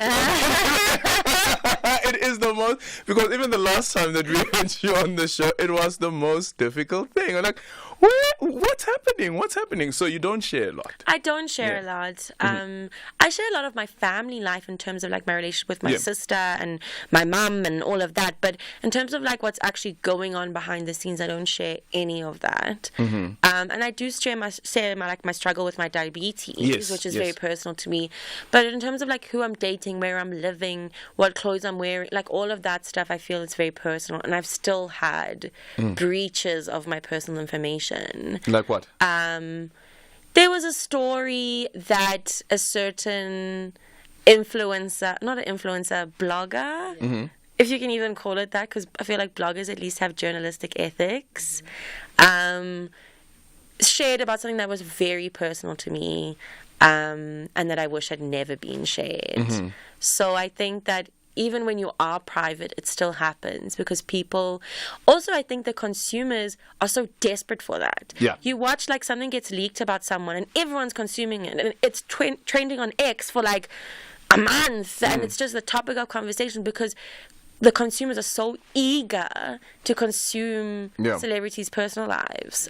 So I think it's a bit of both. I don't think they have the right to access it, but I think if celebrities open that door, then it's on them. Okay, and Dumi? I totally agree. I guess it's on how they share that information about their personal lives, because just thinking off the top of my head, if we were to think about Beyonce and how she shares her information however way she wants to share it, compared to the Kardashians. Now, if the Kardashians come come and turn around and say, guys, please give us some privacy, I'm going to be like, what privacy? Because you're always sharing everything. Yeah. You understand what I'm saying? We've seen all of them naked on their reality show. It doesn't get more like intimate than that, Yeah. So, I guess it's on how much you share your information. Yeah. So mine is I don't know if you remember the interview that Oprah had with the Duke and Duchess of Sussex. Yes. And Meghan speaks about, listen, if I have a picture of my family on my desk at the office, you walk into my office, you see the picture, and you're like, this is beautiful, beautiful family. You can't now say, I want to see more pictures of your family that are in your phone. And I want to know your child's medical records, you know?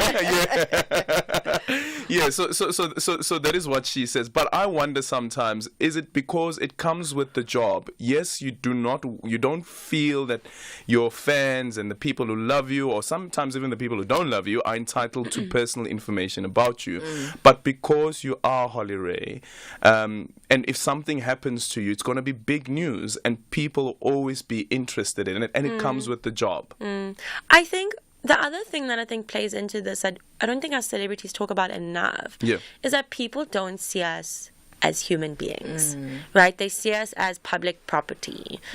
And I've had situations where, like, I go into a bathroom to use the toilet and women follow me into the toilet to take pictures. What? Yeah, like hectic things. I've been out with when my sister was a little bit younger. She was a baby. And people would come and be like, can we take pictures? My sister's crying. I'm like, sorry, I can't do it right now. But they feel like they want a picture. You're public property. So right now, where they say they want it. And I think that plays into that as well. It's like people feel like they have all access, all right. It's just open season for everyone. And in that moment that you say no, then Holly Ray is, she's so nasty. It's such a horrible. Who does she think she is? Blah, blah, blah. But in that moment, you really just don't want to take a picture. Also, you don't know what I've gone through that day. Exactly. Maybe my dog just died. I don't know. Like my cat is having a hernia. I totally get you. But I do the pose and I smile. Just get it out of the way. Yeah. I'm the same, and even my managers are like, no, we need to move to the next. I'm like, no, I always do the pictures. Because I understand that for people that's really exciting, it means a lot. And like, I'm grateful for the support that they've shown me. I think for me is, if I'm with someone, greet them and then ask. Don't just like, no, wait, hi, they don't even greet. They just come with the phone and say, yes. Please take, no, they say to the person that you're walking with sometimes, like, please take a picture. Let's have the conversation after 5 o'clock. They don't even greet you as the person. Let's have the conversation after 5 o'clock. But there are some pleasant fans out there. Very, very pleasant people out there. But let's have the conversation after 5 o'clock. Your take on it. Do fans have the right to know everything about their favorite celebrities, including their personal lives? 0614-104-107. And you can also drop me an X at Aldrin Sampear. SACE wishes all teachers a happy 2024 Human Rights Month and calls upon a stop to violence against our teachers. Teacher rights are human rights. Together we can create a brighter future for learners through safeguarding the rights of teachers. Hashtag Hands Off Our Teachers 2024 campaign. Proudly brought to you by SACE, the South African Council for Educators.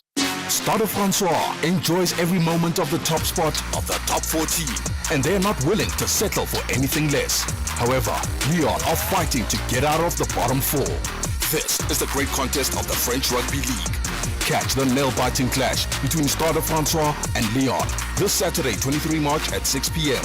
Live on SABC Sport on DTT Channel 4. Also available on SABC Plus and SABCSport.com.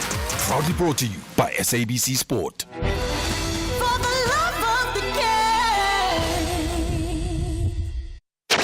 You are listening to Aldrin Sampear on SAFM. We're in conversation next with Shoki Shabalala, who is the DDG for Social Transformation and Economic Empowerment at the Department of Women, Youth and Persons with Disabilities, ahead of the upcoming gender-based violence and femicide prevention policy dialogue that is scheduled to take place on Monday next week. Our guest will also assist in terms of the assessing the effectiveness of the National Strategic Plan on a GBV. DDG, good afternoon, and thank you so much for making time for us. Good afternoon, and good afternoon to your listeners. Let's start off here, DDG. What are the milestones, do you think, that have been achieved in curbing the scourge of a GBVF since the Presidential Summit on Gender-Based Violence in November 2022? Okay. One of the big asks was the fact that we need to have a council, a national council on gender-based violence and femicide.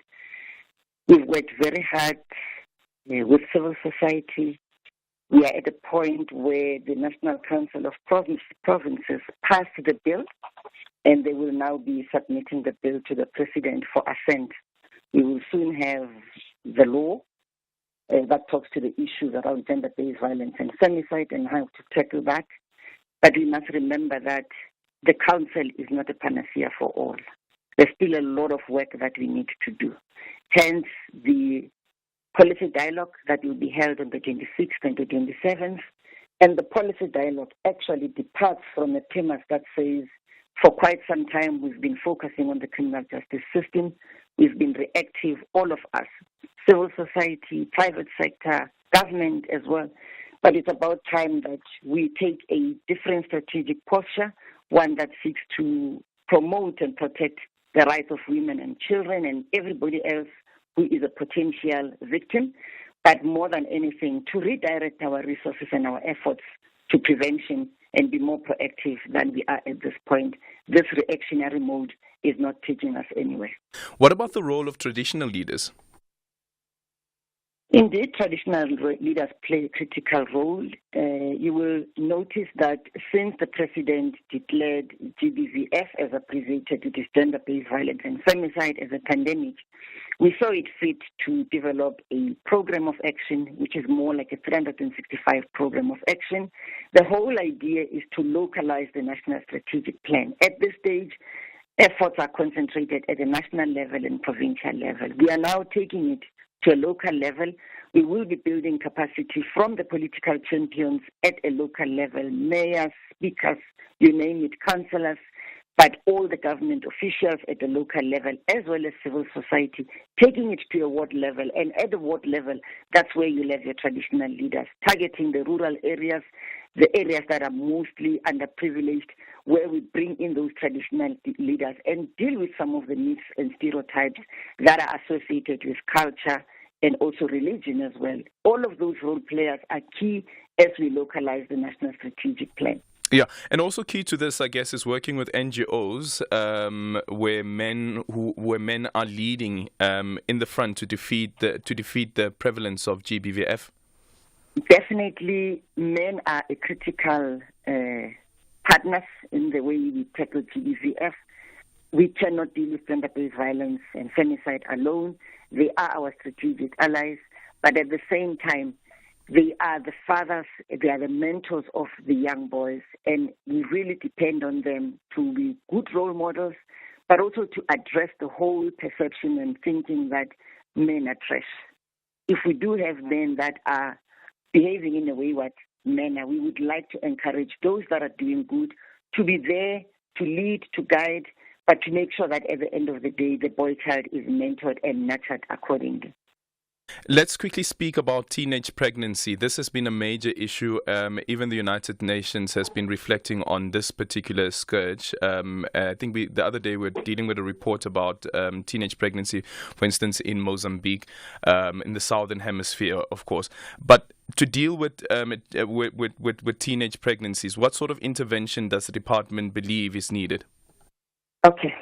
First of all, in terms of our mandate as a department, we are expected to coordinate all the key departments that ought to provide services in tackling teenage pregnancy. So our role in the main was to first conduct an audit of services. We do have a program of action that gives us a sense in terms of who is supposed to do what and who is doing what at this point in time. We are conducting a survey or research with the Department of Social Development just to get a sense of what works, what doesn't work. But at the same time, we do have this program of action that will be implemented by all the government departments in a manner that is more enhanced compared to what is currently happening. but also making sure that at the end of the day, we also prioritize prevention. For as long as we do not strengthen our prevention interventions that are evidence-based, practice-informed, so that at the end of the day, we know we replicate that which works and it yields the desired results. But basically, we are proud to say that now we do have the program of action, and we are now monitoring the services that are offered by the various government departments with a slant towards prevention more than anything else. But we are acknowledging as well that it's a societal problem. Yeah. It's not a problem for government. We need to strengthen family structures. We need to address issues of parenting skills. And we need to make sure that those young women that fell pregnant are also given a second chance. They return to school. But prevention is better than cure. Thank you so much for your time. Shoki Shabalala is the DDG for the Department of Women, Youth and Persons with Disabilities. And that conversation proudly brought to you by the Department of Women, Youth and Persons with Disabilities. It's a minute after 5 o'clock. Time for the news. Independent and impartial. This is SAFM News. Court rules on university vaccination and a call for glory to be returned to the Pan-African Parliament. Good day to you. The Free State High Court in Bloemfontein has declared the mandatory vaccination policy moot and says it cannot rule on the lawfulness of the policy as it is no longer in place. Universities Alliance South Africa took the University of the Free State to court in 2022, questioning the validity and lawfulness of the policy by the university in respect of students and employees. The Alliance opposed the policy on the premise that it conferred limited benefits as a measure to combat COVID. Nathan Pillay is the chairperson of Universities Alliance SA. This finding of mootness does not make sense for several reasons. Thousands of students, staff, and stakeholders have suffered on the policy's account via deprivation of access to education, loss of income, and being denied freedom of choice and bodily integrity. The majority could not afford to defend their rights individually, and this ruling deprives them of justice simply on the basis of their vulnerable socio-economic status. Meanwhile, parent Jackie Visser has been involved in the fight over the policy. She says this has been draining for her and her son, both emotionally and financially. It's a great disappointment. My view is echoed by many people that I contacted personally, and they told me they're greatly saddened, but they're not surprised. Universities Alliance really produced an excellent case, and the evidence produced there was not refuted. It was clear in the court during the oral hearing, which is top of the iceberg of the evidence that was presented, that University of the Free State Council could not counter.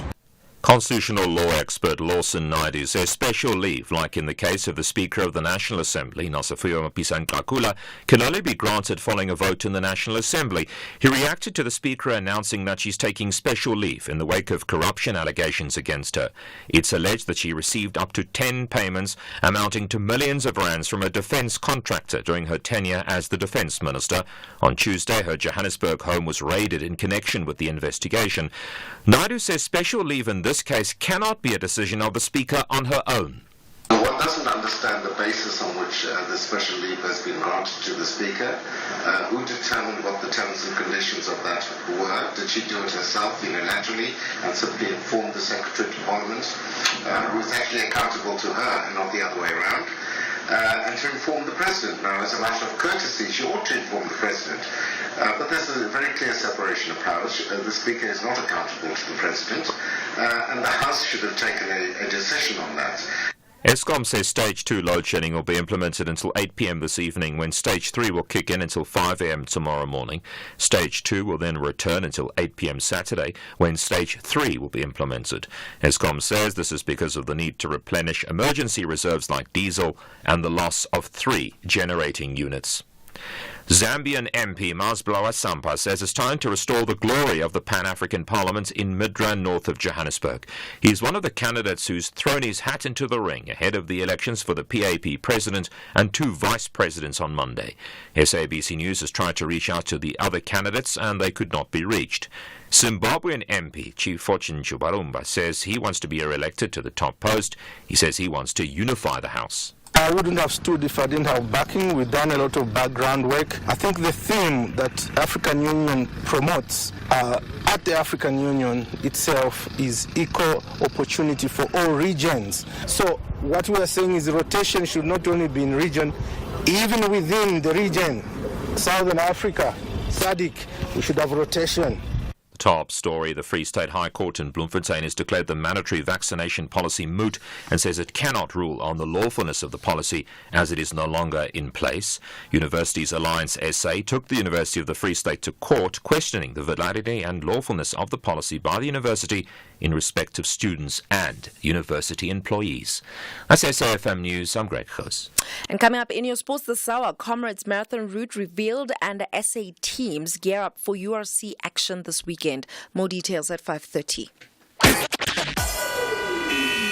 SAFM, guiding you through the rush hour traffic. In a world where voices are often silenced, democracy stands as a beacon of hope. For decades, we've upheld the values of freedom, equality, and justice. From the streets to the ballot box, every voice matters. As we honor the legacy of democracy, let's remember that it's not just a system, it's a promise of empowerment. Tribute to democracy, celebrating our shared legacy. Join us as we celebrate 30 years of our shared legacy of democracy on SABC. Together, we shape the future. SABC, everywhere, for everyone, always. Hi, my name is Kutlwana Masote, your host of Weekend Sundowner Classics every Saturday and Sunday afternoon between the hours of 4 and 7 p.m. exclusively on SAFM. Now, this is where you get your best classical music jams on any radio platform. Join me every Saturday and Sunday afternoon between 4 and 7 p.m. Weekend Sundowner Classics.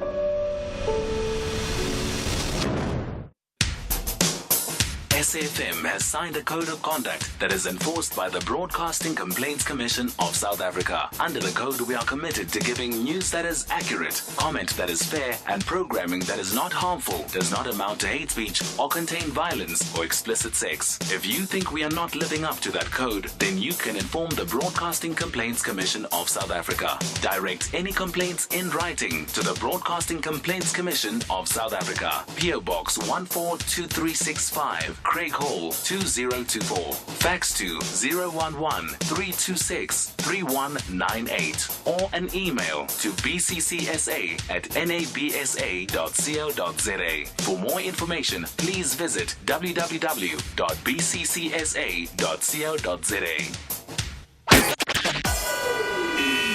SAFM, guiding you through the rush hour traffic.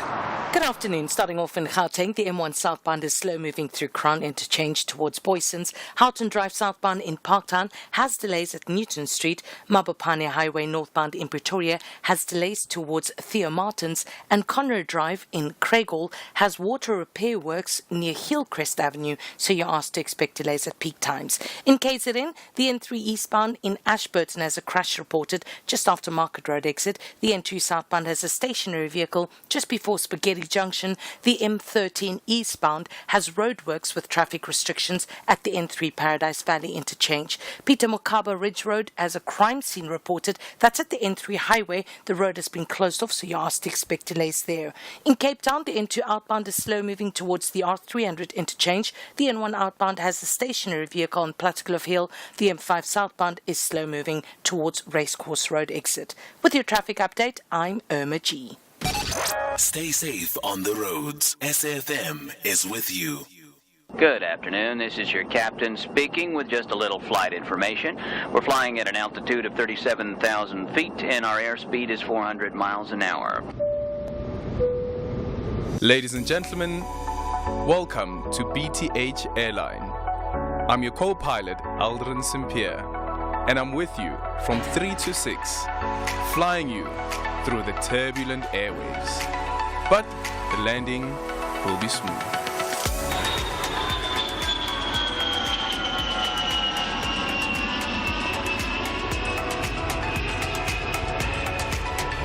so just sit back and relax and enjoy the rest of the flight. This is Aldrin Sampear on Beyond the Headline. Bonding session. Should I take back the gift that I gifted you when we were in a relationship once we've broken up? Hi, I'm with Aldrin and the team. Yo, I've got a story. I bought my then girlfriend, a car, which I was paying for. 6 months later, she dumped me and she went to visit a new boyfriend with the car that I bought her. Now, I made up a trick. I stopped paying for the car and they repossessed the car. After repossessing the car, I went there and paid the outstanding balance cash. They brought the car back. I sold the car and bought a new car for my now girlfriend. I win. Oh, Mameli. Oh, Mameli. Why didn't you learn? This is Aldrin Sampear on Beyond the Headline. Stand by. It is 11 minutes after 5 o'clock. That was supposed to have been off air. We're having fat chats about, okay, but whose name is the call-in? That's the voice of Holly Ray, by the way. She is our co-host this afternoon for the bonding session. We're taking your calls on 086 000 2032 and your voice notes on 0614 104 107. You can also drop me an X at Aldrin Sampear. So, Holly, let's reintroduce our topic. Okay, so our topic for today is, do fans have the right to know everything about their favorite celebrities, including their personal lives? Mm-hmm. Why are you asking that question? Because I'd like to know, because I obviously know from a celebrity's perspective how I feel about it, but I think it would be interesting to see how fans and consumers of pop culture feel about that. Mm-hmm. Yeah, I think that's why I thought it was an interesting topic, because I don't think that I know both sides. I only know my point of you only have your celebrity side. And even like my family and my friends, they've been in situations where our privacy as a group has been violated, so they're always like, no, like people must stay away. But actually, what is the flip side of that coin, I guess? So we'd love to hear from the fans. What's your take on that question? Do you believe that fans of celebrities are entitled to know everything about their favorite celebrities, including their personal lives? And sometimes, of course, you're going to get an autobiography, and sometimes you're going to get the one that is not official, but it is because the person is so popular that somebody feels that they want to write the story anyway, and go ahead and writes the story. Some celebrities believe that is an invasion of their privacy. However, there's an audience that actually wants to consume that information, and that's the point that you were raising earlier on as well. Yeah, definitely. I think also, I do think there's no-go areas. I don't think if someone is concealing their children or their pregnancy or something like that, that's very sensitive. I don't think that anyone should ever breach that. Mm-hmm. The moment I decide to put my kids out there is my choice, and then I get it. It's a free-for-all after that. But there's a lot of celebrities who keep their babies' names a secret. Yeah. They don't actually post pictures of their children. And I don't think that should ever be breached. Mm-hmm. I also think pregnancy, that's a very personal thing. If you choose not to disclose it, I don't think anyone should violate that. You look at someone like Kylie Jenner, who had to go into hiding for 9 months because she wanted her pregnancy to be her own. And I understand that, and I don't think that anyone should breach that privacy. But is it different then because the point that Dumi was making earlier on with the Kardashians is that because you have this reality show, because you guys put yourself out there, because you share all of this personal information that ordinary people wouldn't necessarily share. What about Kylie Jenner? She's part of the Kardashians. So. For sure, but choosing to share her own life is different to choosing to share her children's life. Do you know what I mean? That's a very different conversation. These are children who must now go to school, who must now face the opinions of their friends' parents, their this, their that. Also, I think especially in American culture where they have the paparazzi and more of a stalker kind of culture, it's very dangerous for children to be put in that situation. At least we don't have that. We don't. I mean, I have a few stalkers. Really? Yeah. And I had one that actually got my mother's phone number. Wait. And phoned every single day. And I kid you not. and says what? I love you. Da, da, da, da. I know that you're Holly. Like, and then I even have a recording on my phone when I eventually phoned him. I was like, listen, like, enough is enough. Like, I'm never going to, I don't even know who you are. He believes that we met in Joburg CBD somewhere. Mm-hmm. And then I started talking to him and initiated a French. Like, I don't know who this person is. Did you ask them, how did you get my number? Yeah, he was like social media. I don't even know how he got it. Yeah. And then like he would phone, we'd block the number, and then he'd phone on private number. So yeah, I mean, we do have that. And Yeah. someone like that, I would be very scared to like give my address to or anything like that, Yeah. because you never know what dangerous things may happen. Actually, with Lerato Kganyago quite recently, I don't know if you saw that as well, on X, this guy who posted a video telling Lerato Kganyago that she must answer his phone calls or something along those lines, and he wants access to their children, and Lerato's like, but I don't have children.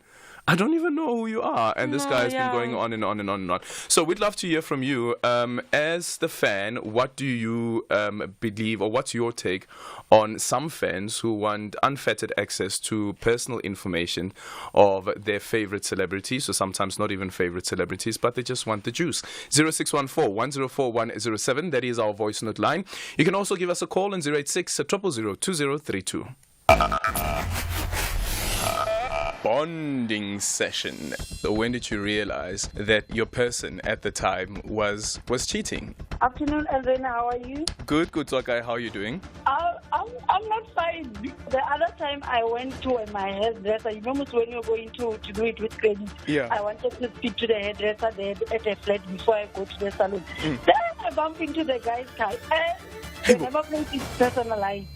So I went to the neighbors and asked where he stays. Then they showed me. Yeah, I found a lady and he was in bed. So the lady said to me that I'm slender, I look like a deltong. I don't like body shaming people. So I told her that Oros is looking for somebody who can advertise it, so you will do well on Oros. And then we were yelling because the lady Xhosa, the guy is Zulu, who were insulting each other. I was speaking to the guy was This is Aldrin Sampear on Beyond the Headline.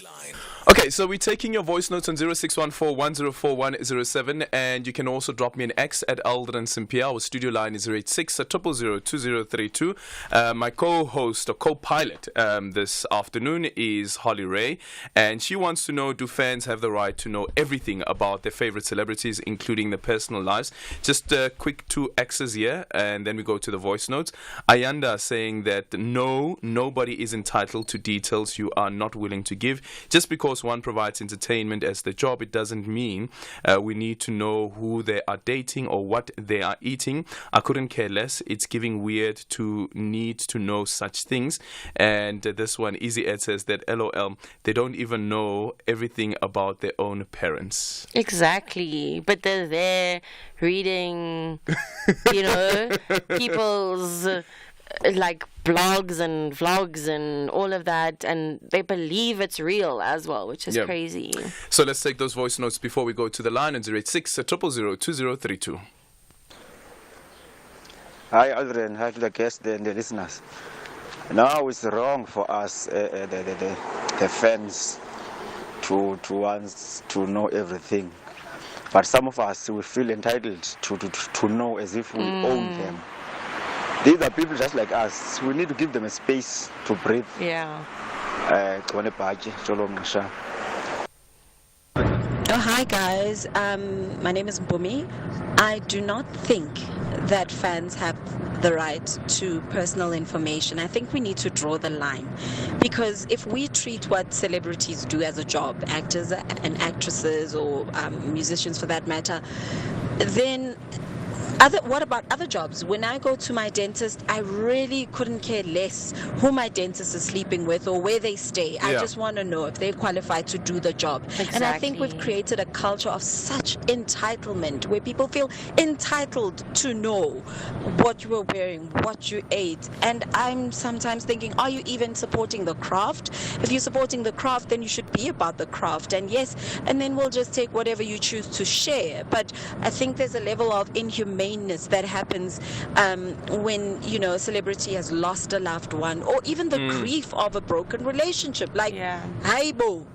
Yeah, actually, on the relationship part, because earlier on we were speaking about, off air, that is, with Dumi, that so celebrity would say that, hey, this is the person that I'm dating, bloody bloody blue, and you get all of the pictures that are shared on social media, because this is during the fun, beautiful moments, right? And then they break up.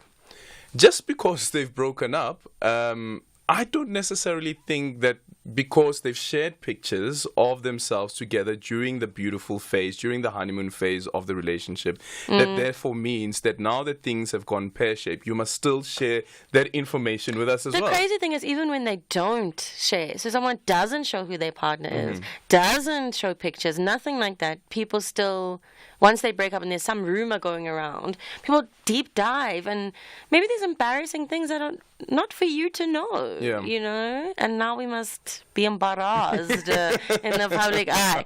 But we have a caller from Molatelo in Polokwane, and you think that, yes, fans should have access to celebrities' personal lives. Is that right?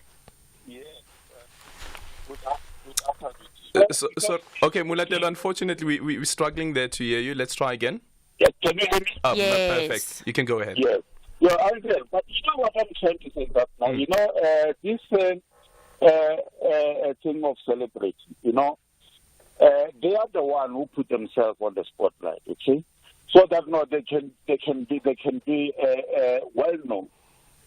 Now, the culture of celebrating in South Africa is them who brought them into the light, and then now it's like now in a culture for us to know everything about the celebrity. Now, if they make a U-turn, it's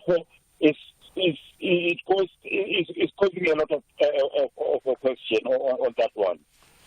Yeah, and how do you feel about celebrities who don't share their personal life in order to get famous in the first place?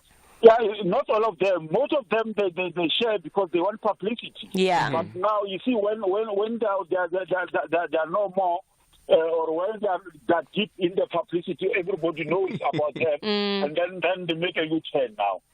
Yeah. So we are in the culture. We in South Africa, we are in the culture of knowing the secret of the celebrities because they put them on the light. Yeah, but here's the other thing, Mulatelo. Don't you think that even with the decision that comes with now, it's my prerogative, I'm deciding to share this information, make this information public, that I still hold the lever to now switch it off, to say that now I don't want to share anymore, and that too should be respected? Yeah, now you see, Aldrin, we are going to call you by names now. That's Mulatelo, fine. The last one, Adrian, I want to share with you. Yeah. This Adrian, you are saying, when you left the ex-partner, and then you will take your properties back and all those things. I have the friend who built the 2-room. Actually, we built the house. He found the lady with the 2-room. He extended the house. And then after 5 years, the lady said, no, I'm going back to my father's children. That guy demolished the whole house. He took back his brick and mortar. Mulatelo, thank you for the call. Otherwise, that is going to derail us. It's going to derail us. Thank you. Elsie on Access that I feel celebrities set the tone as far as their lives are concerned. If you start by sharing every piece of your whereabouts unnecessarily, so they will want more even at your lowest when you don't want to share. If you don't poke, the fans won't probe. I agree and I disagree because I think you have a lot of people who don't share their personal life and fans still probe. Do you know what I mean? You still have all of that.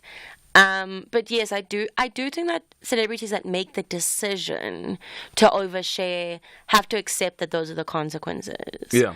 But I think that celebrities who want to keep their private life private, is that thing such as innocent curiosity? Is there such a thing? I think there is, but unfortunately, it always leads to something a little bit more sinister, I think.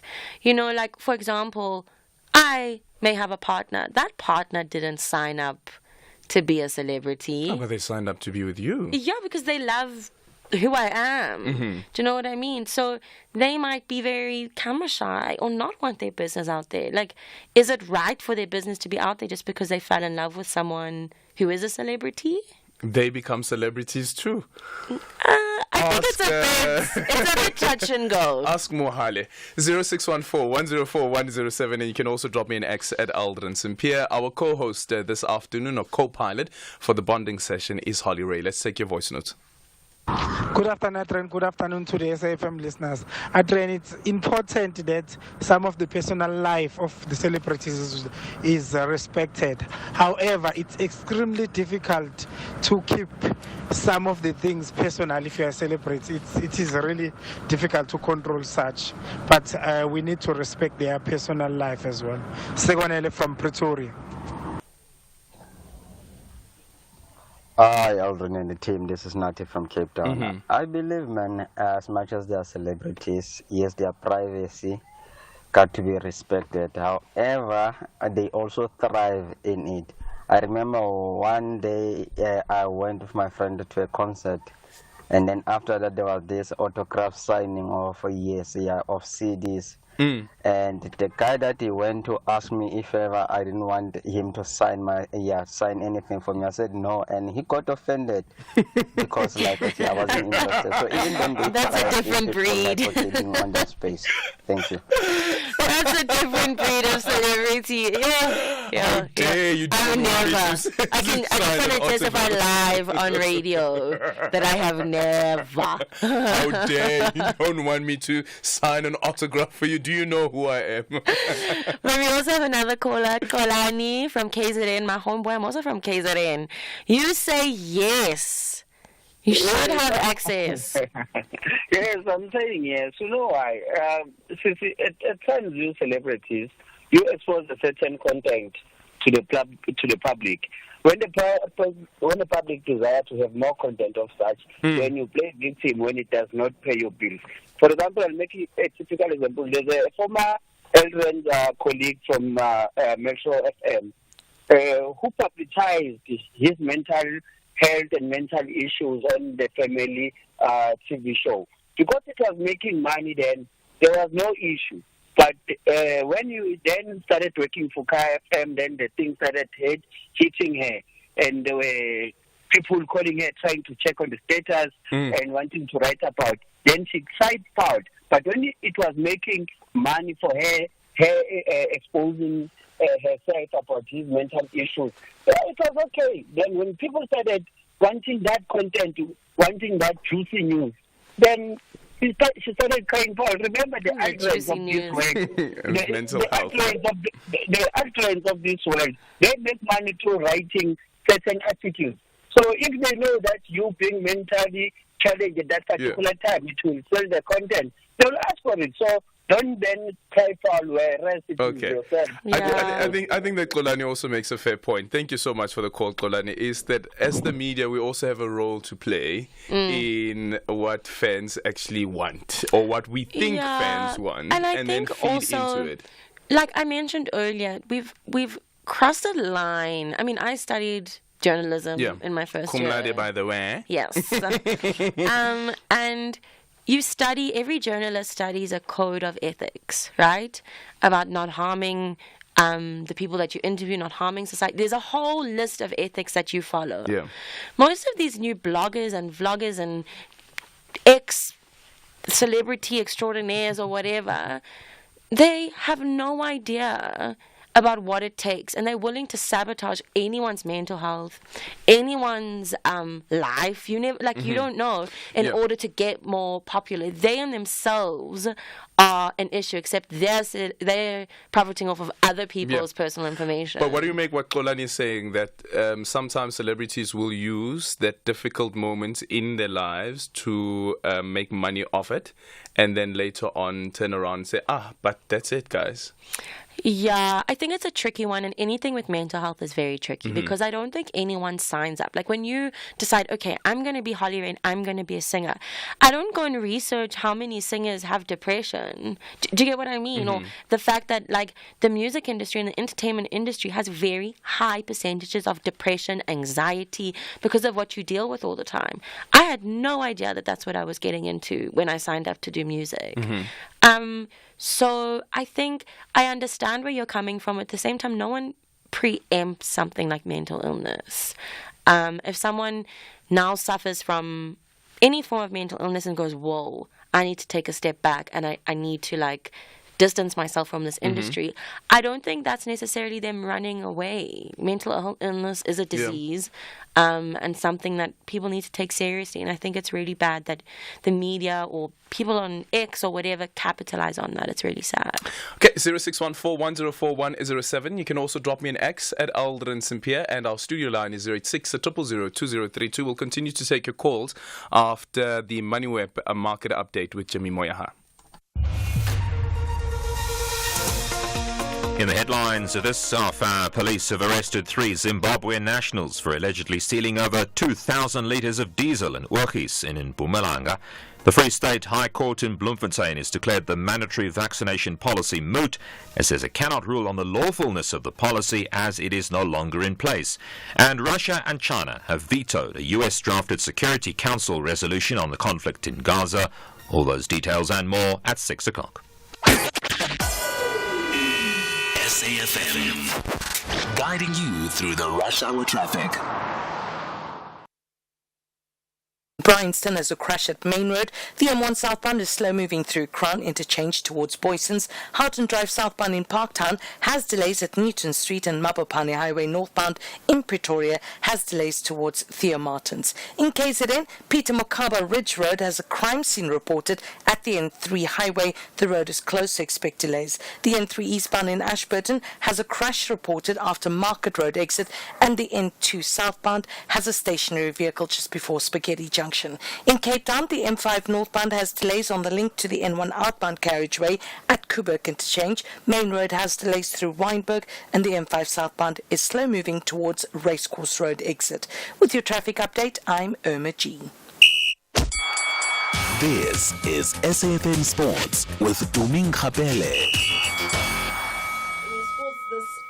The official route distance of this year's Comrades Marathon will be 85.91 kilometers, making this the shortest route distance in Comrades history. This year's up run will be nearly 820 meters shorter than the last run-up in 2019, which was the very same year that Gerda Steyn set the best time of 5 hours and 58 minutes in the women's race. The Comrades Marathon will be run on the 9th of June from the Durban City Hall at 5:30 a.m. and ending 12 hours later at the Hollywood Bets Scottsville Racecourse in Pietermaritzburg. Then in netball, despite the Spar Baby Proteas securing victories in all 6 regional netball World Youth Cup Africa qualifiers, head coach Precious Mthembu is quite determined to address the shooting deficiencies in her team's performance. With the day off today to prepare for tomorrow's showdown with Malawi, the Baby Proteas are gearing up for the gold medal match at 4 p.m. at the University of Pretoria's Rembrandt Hall. Now, South Africa have already secured qualification for the 2025 Netball Youth World Cup, and Mthembu remains quite keen on concluding the 7-team tournament on a high note. Yeah, a bit of consistency with my shooters at the moment. I think that a result of that was the physicality in the circle. I think there was an experienced player there who just recently played the World Cup. So, yeah, I think her experience made a huge difference in the circle. It was physical. The minutes the shooters loses their confidence, the shooting stats really drop. But we need to teach them at this age that this is the type of level that they're going to be expecting for the next years to come. I think the inconsistent of the shooting average in each quarter is something that we can go back and look on. Maybe just some variety of shooting style, maybe shooting the entry into the circle. So I think we can work on the shooting average can be more, the percentage can be much more than we have to have now. In rugby, South African teams will be looking to go back to the field with a bang after a 2-week break in the URC, knowing that every result will count with 7 pool rounds remaining. The Bulls are the only South African side in the top half of the standings, and they face the Dragons in Newport around 9:35 p.m. But the Stormers and the Lions trail Benetton by only a few points, and should they clock in some winning games, they could go into the top 8. The Joburg side takes on Connacht around 7:15 in the evening, and the Cape side hosts Edinburgh at 5:05. The Sharks will have their work cut out to climb the table with only one win in 11 matches. They take on Ulster at 3 p.m. All the fixtures tomorrow. Then in motorsport, Mercedes boss Toto Wolff says that Lewis Hamilton struggles in the second free practice session at the Australian Grand Prix today, or because of a botched setup change on his car. 7-time world champion Hamilton had a poor finishing in the Mercedes garage after finishing 18th in that session, more than 1.5 seconds slower than Ferrari's pace-setting Charles Leclerc. Hamilton was 9th quickest in the earlier session, while teammate George Russell was 3rd. Russell was 6th fastest in the second free practice session. One of the worst sessions I've probably had for a long time. P1 generally felt quite good. The car actually in P1 Run 1 felt the best it's ever felt, and it just got worse and worse. And then I made some changes, some big changes into. We made some big changes into P2, and it was tough. On the note, it is a wrap from my side for SAFM Sport. Ke Natumeng Kgapele Modimo. TUT Matsatsanza FC ladies are hungry for victory and refuse to let their opponents shine. However, City Lads FC believe they will enjoy the final dance when the ref blows the final whistle. Who will play fascinating football for the entire duration? This is the Hollywood Bet Super League. Catch the queens of the beautiful game. TUT Matsatsanza FC ladies versus City Lads Ladies FC on Sunday 24 March at 2:30 p.m. Live on SABC1. Also available on SABC Plus and SABCSport.com. #We love it here. Brought to you by SABC Sport. For the love of the game. Top Sport with Michael Abramson. Super Journo, SABC sports journalist, Mazola Molefe. You think that's a good thing that Hugo Broos has now got a chance to have a look at some of the French players to see if they maybe will play a part in his plans going forward? Yeah, Michael, I think the coach has stuck to his promise he made to the media and to the public after winning that bronze medal in Cote d'Ivoire, that, not that the team is getting too old, but there are players that he perhaps has a need to have a look at in building up to the next AFCON in Morocco, as well as the qualifiers for the World Cup in 2026. I mean, there's obviously been a lot of talk about Themba Zwane, who's 34, 35. Top Sport on SAFM. Economic news on SAFM. Facts and figures you can count on. And it's time for MoneyWeb Market Update with Jimmy Moyaha. Jimmy, good evening. Welcome to the show. So what's been happening on the markets? Good evening, Aldrin. Good evening, Jimmy. Good evening to the listeners. Markets actually had a good day today. We're actually closing out the week with a positive day in terms of the local bourse, but we'll come back to that. Let's start with some international moves as well.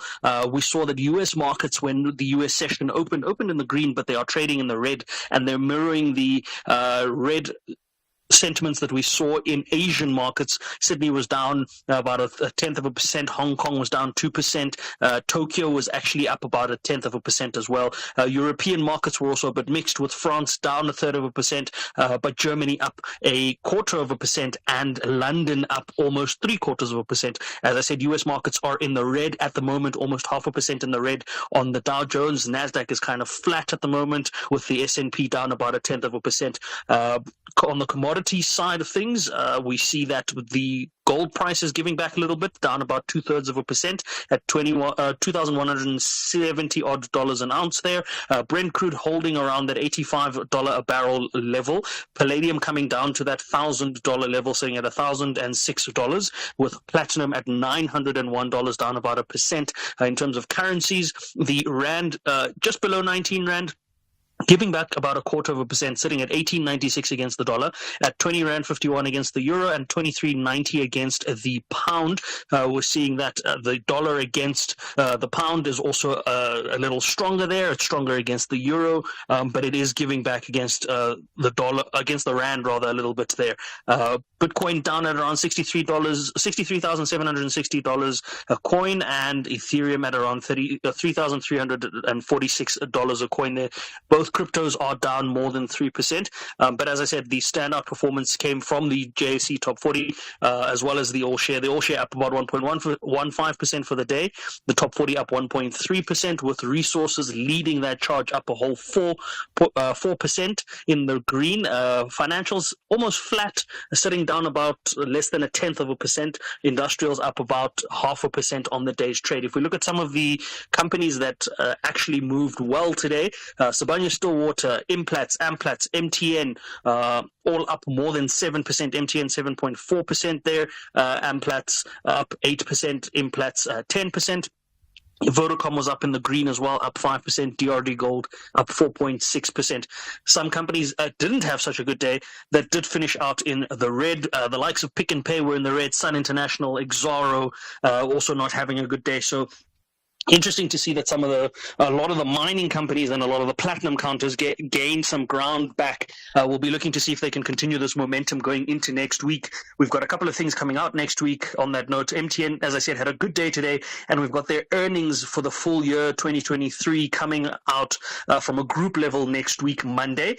We've also got Advotech reporting earnings. They're reporting full year earnings as well, and Old Mutual, and we've got Momentum reporting first quarter of the new year's results next week as well. So it's going to be an interesting week, and I think all eyes from a South African perspective will likely be on the interest rate decision that'll come out of the Monetary Policy Committee meeting. It's unlikely we'll see a rate change or a rate cut, but we'll be very interested to see what our Reserve Bank Governor Lesotho Kganyago has to say around the inflation conversation and around what's happening, because we've seen conversations from the US Fed this week, the Bank of Japan, the Bank of England have all spoken this week, even the ECB.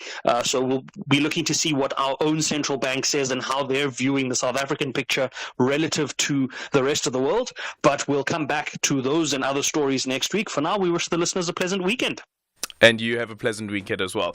That is Jimmy Moyaha. He's back again on Monday. We continue to take your calls on 086-000-2032 and your voice notes on 0614-104-107. You can also drop me an X at Aldrin Sampear. It is the bonding session, and my co-pilot this evening is Holly Ray. She wants to know, do fans have the right to know everything about their favorite celebrities, including their personal lives? Bonding session. So when did you realize that your person at the time was cheating? Mine, well, I don't know if I can say she cheated on me, but I met this girl. She seemed innocent enough, and I decided, no, let's take it slow. And then we spoke, and then I like you, be my girlfriend. She's like, yes, but let's take our time. And then weeks go by, and weeks go by. And then the other time, when we were supposed to spend the night together, I call her on the day that we made a date, the phone not being answered. I call her, the phone was being answered. I get concerned, and tomorrow I call again, and her sister answers her phone, and she's like, no, she's not here, and gave me some story. But something smelled fishy, because in my mind, why would you answer somebody else's? And from then, she went ghost. up until I had to go to her workplace. And then when I got there, I saw her, and guess what? She was pregnant. This is Aldrin Sampear on Beyond the Headline. Okay, so our topic for today is, do fans have the right to know everything about their favorite celebrities, including their personal lives? If you want to comment, send us your opinion, you can call us on 086 000 2032, or you can send us a voice note on 061 4104 107. We're going to jump to a caller now. Tembele in Soweto. You say you appreciate celebrities from afar, but you're not interested in all access. Is that right? Yeah, totally. When Stoke Street. I mean, no Stoke Street. Next week you're going to start commenting on my pottery. Yeah, but Stoke Street, man. Yeah, I'll make an example. You see, there's this band that came out like late 90s. I think it was called Fugees. Yes. And then there was this female rapper called Lauryn Hill. She piqued my interest. I was a total fan. Yeah. I'm telling you, by the time she dropped her own album, I love Lauryn Hill. Miseducation. And then that's when I started digging deep. And then I thought to myself, she's not all well, most upstairs with my sister. And I was like, no, Miss Lauryn Hill, this is miseducation to me now. You're not what I thought you were, So I think it's better to appreciate from afar, because once you start digging deep into someone's thing, their lifestyle and all of that, you'll be disappointed. You don't want to meet your hero. So for you, the digging actually had the opposite effect. So instead of for you, the digging had the opposite effect. Instead of trying to look for more, you actually went, whoa, I don't want to know anymore. Yeah, no, I really don't like Miss Lauryn Hill right now. Like her music, especially when she came through here in South Africa, and then she made us wait for like 2 hours or 3 hours. I was like, that's total miseducation, Miss Lauryn. Hey, I see what you did there. Well done, Sembile there from Soweto. Thanks for the call, man. Now we're going to jump to Timothy in Palm Ridge. You think, yes, we must know. What is it that you want to know, Timothy? Good afternoon, how are you? I'm getting you. I am awesome.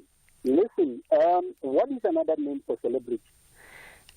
Famous person, public figure. Okay. So you cannot have privacy and public in the same sentence. That means you choose to be in a public eye. You therefore have put our interest high so that we can know and see who you are. So as long as you are in a public eye, it means everything that you must do it publicly. So therefore we have vested interest in you because you are a public figure. And therefore not only a public figure, but our public figure. I hear you. Yes, because what is the point of saying? Because here's my problem.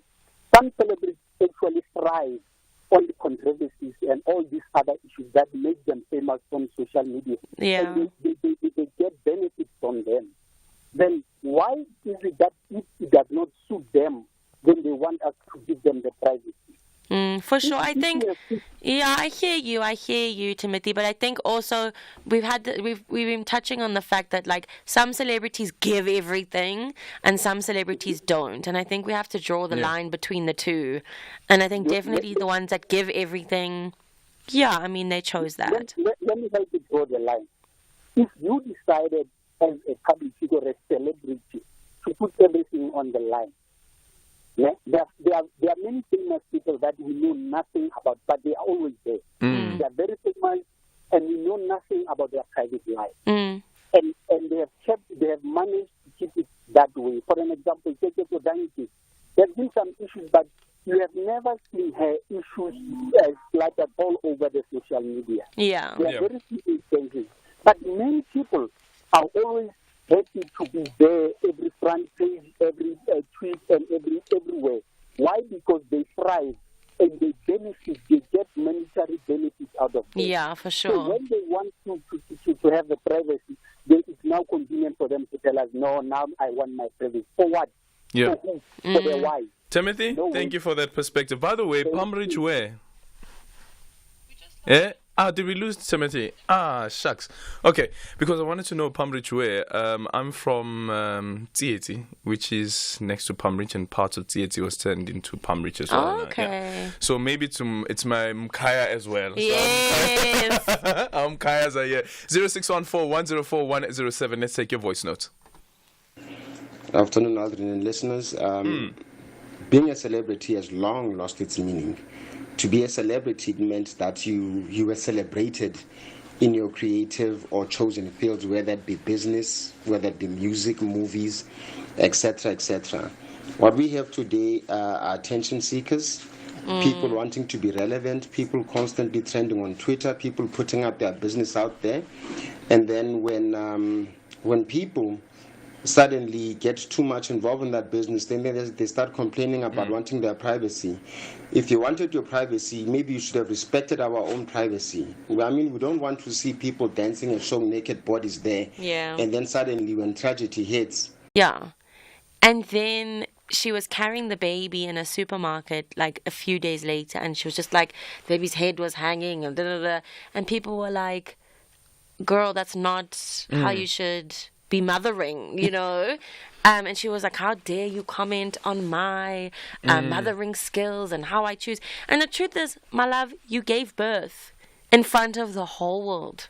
Do you know what I mean? The moment you did that, I do think you invited people's comments on your child. But I wonder then, it reminds me of this point now that was made by Elsie. Let me just quickly see on X. She says, children have rights too, Aldrin. Sometimes as parents, we violate their rights unintentionally, like exposing them to social media. For sure. And I think that it needs to be a choice that kids make eventually. And that's why I said earlier, like, there are some things for me that are off limits. I also think, like, it's not fair to hold someone accountable for the decisions they make when they're young, they're single, living their best life for their entire life. Yeah. You know, for example, I don't have kids right now. When I made the decision to become a celebrity and to make music, I didn't have kids. But when I have kids and I realize that actually that mother instinct kicks in, and I go, you know what, I don't want my kids to deal with the hate and the whatever. I think that I have the prerogative to do that. Yeah. Because we do change. We evolve as human beings. And as celebrities are human beings as well. They can change their minds. At the end of the day. 0614-104-107. Hello, Aldrin, and your co-host there. When you are Mema Muruti, Lemona Outaba Muruti. So your partner becomes automatically a deputy celebrity. So yes, we want to know. I'm kidding. Yeah, you know, keep your private life to yourself, and then we'll respect it. But you know what? Just to testify to that, even our first lady. Yeah. It's not really first ladying. Actually, do you know what I mean? Like, her husband became the president, she said, peace.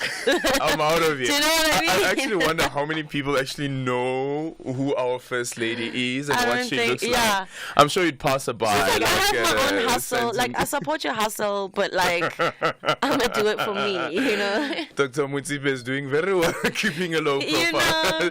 0614-104-107. Hi, Adrian. All I'm saying is, when you're a celebrity, you're not your own. You're a product of the public. So your feelings, they stop mattering by the time you decided to become a public figure. So unfortunately, private life and public figure, if you ask me. Aye, booty. You're a public product. You no longer have feelings. Yeah. Well, just like that. Imagine. And that time, like for instance, with musicians and songwriters like yourself, is drawing from your personal experience and from the personal emotions that you go through as a human being and sharing those. For me, that level of vulnerability is always astonishing. Yeah. Also, I mean, that in itself is a huge contradiction, because how can you consume art? And art is very emotional. Art is all about pouring feelings. It's all about being vulnerable. But in the same light, you must not have feelings. Yeah. Do you know what I mean? So you can't consume something that is purely based on feeling and emotion, but then expect the person who creates that to not have feeling and emotion. So I'm not sure about that one. I agree with you. Last one. Good evening, Aldrin, and good evening to your guest. I think for me, there are certain aspects of celebrity lives where we as the public need to know. For me, I'll specifically focus on footballers. Mm-hmm.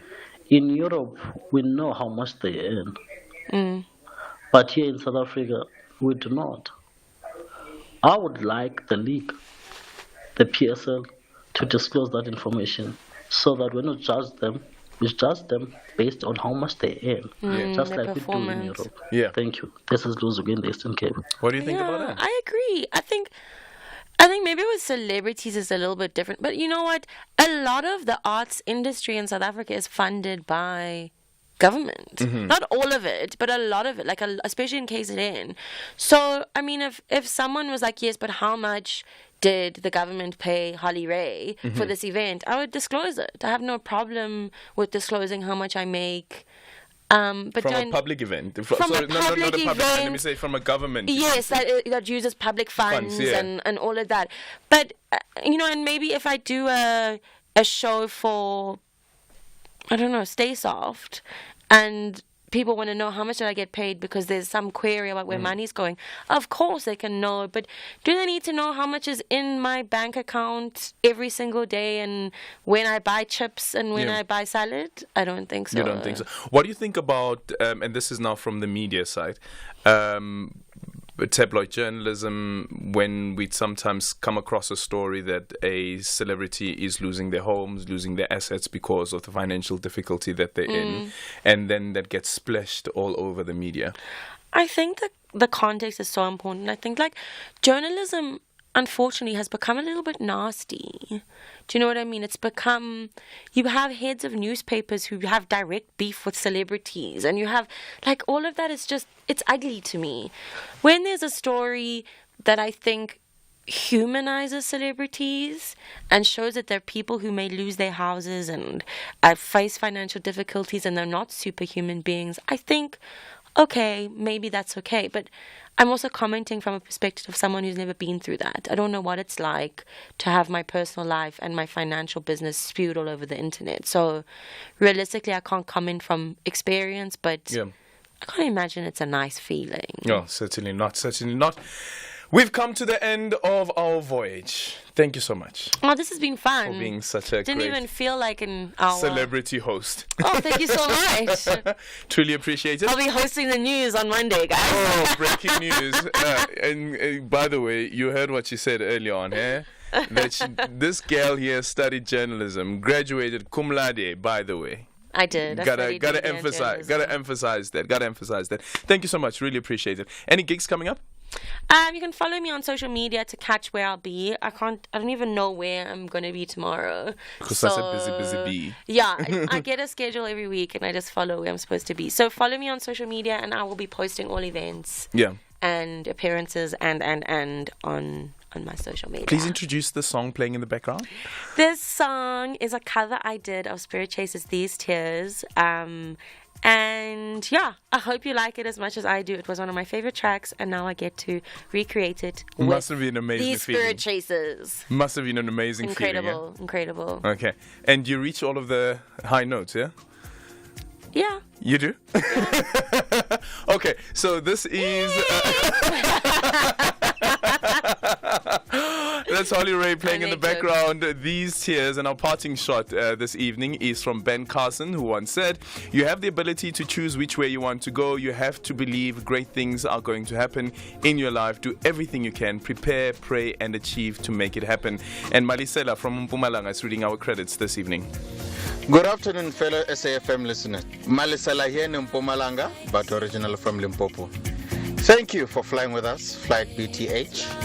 And let's thank our team, Kanya, Temba, Dumi, Sia, Charles, Vusi, and El Capitano, Aldrin Sampear.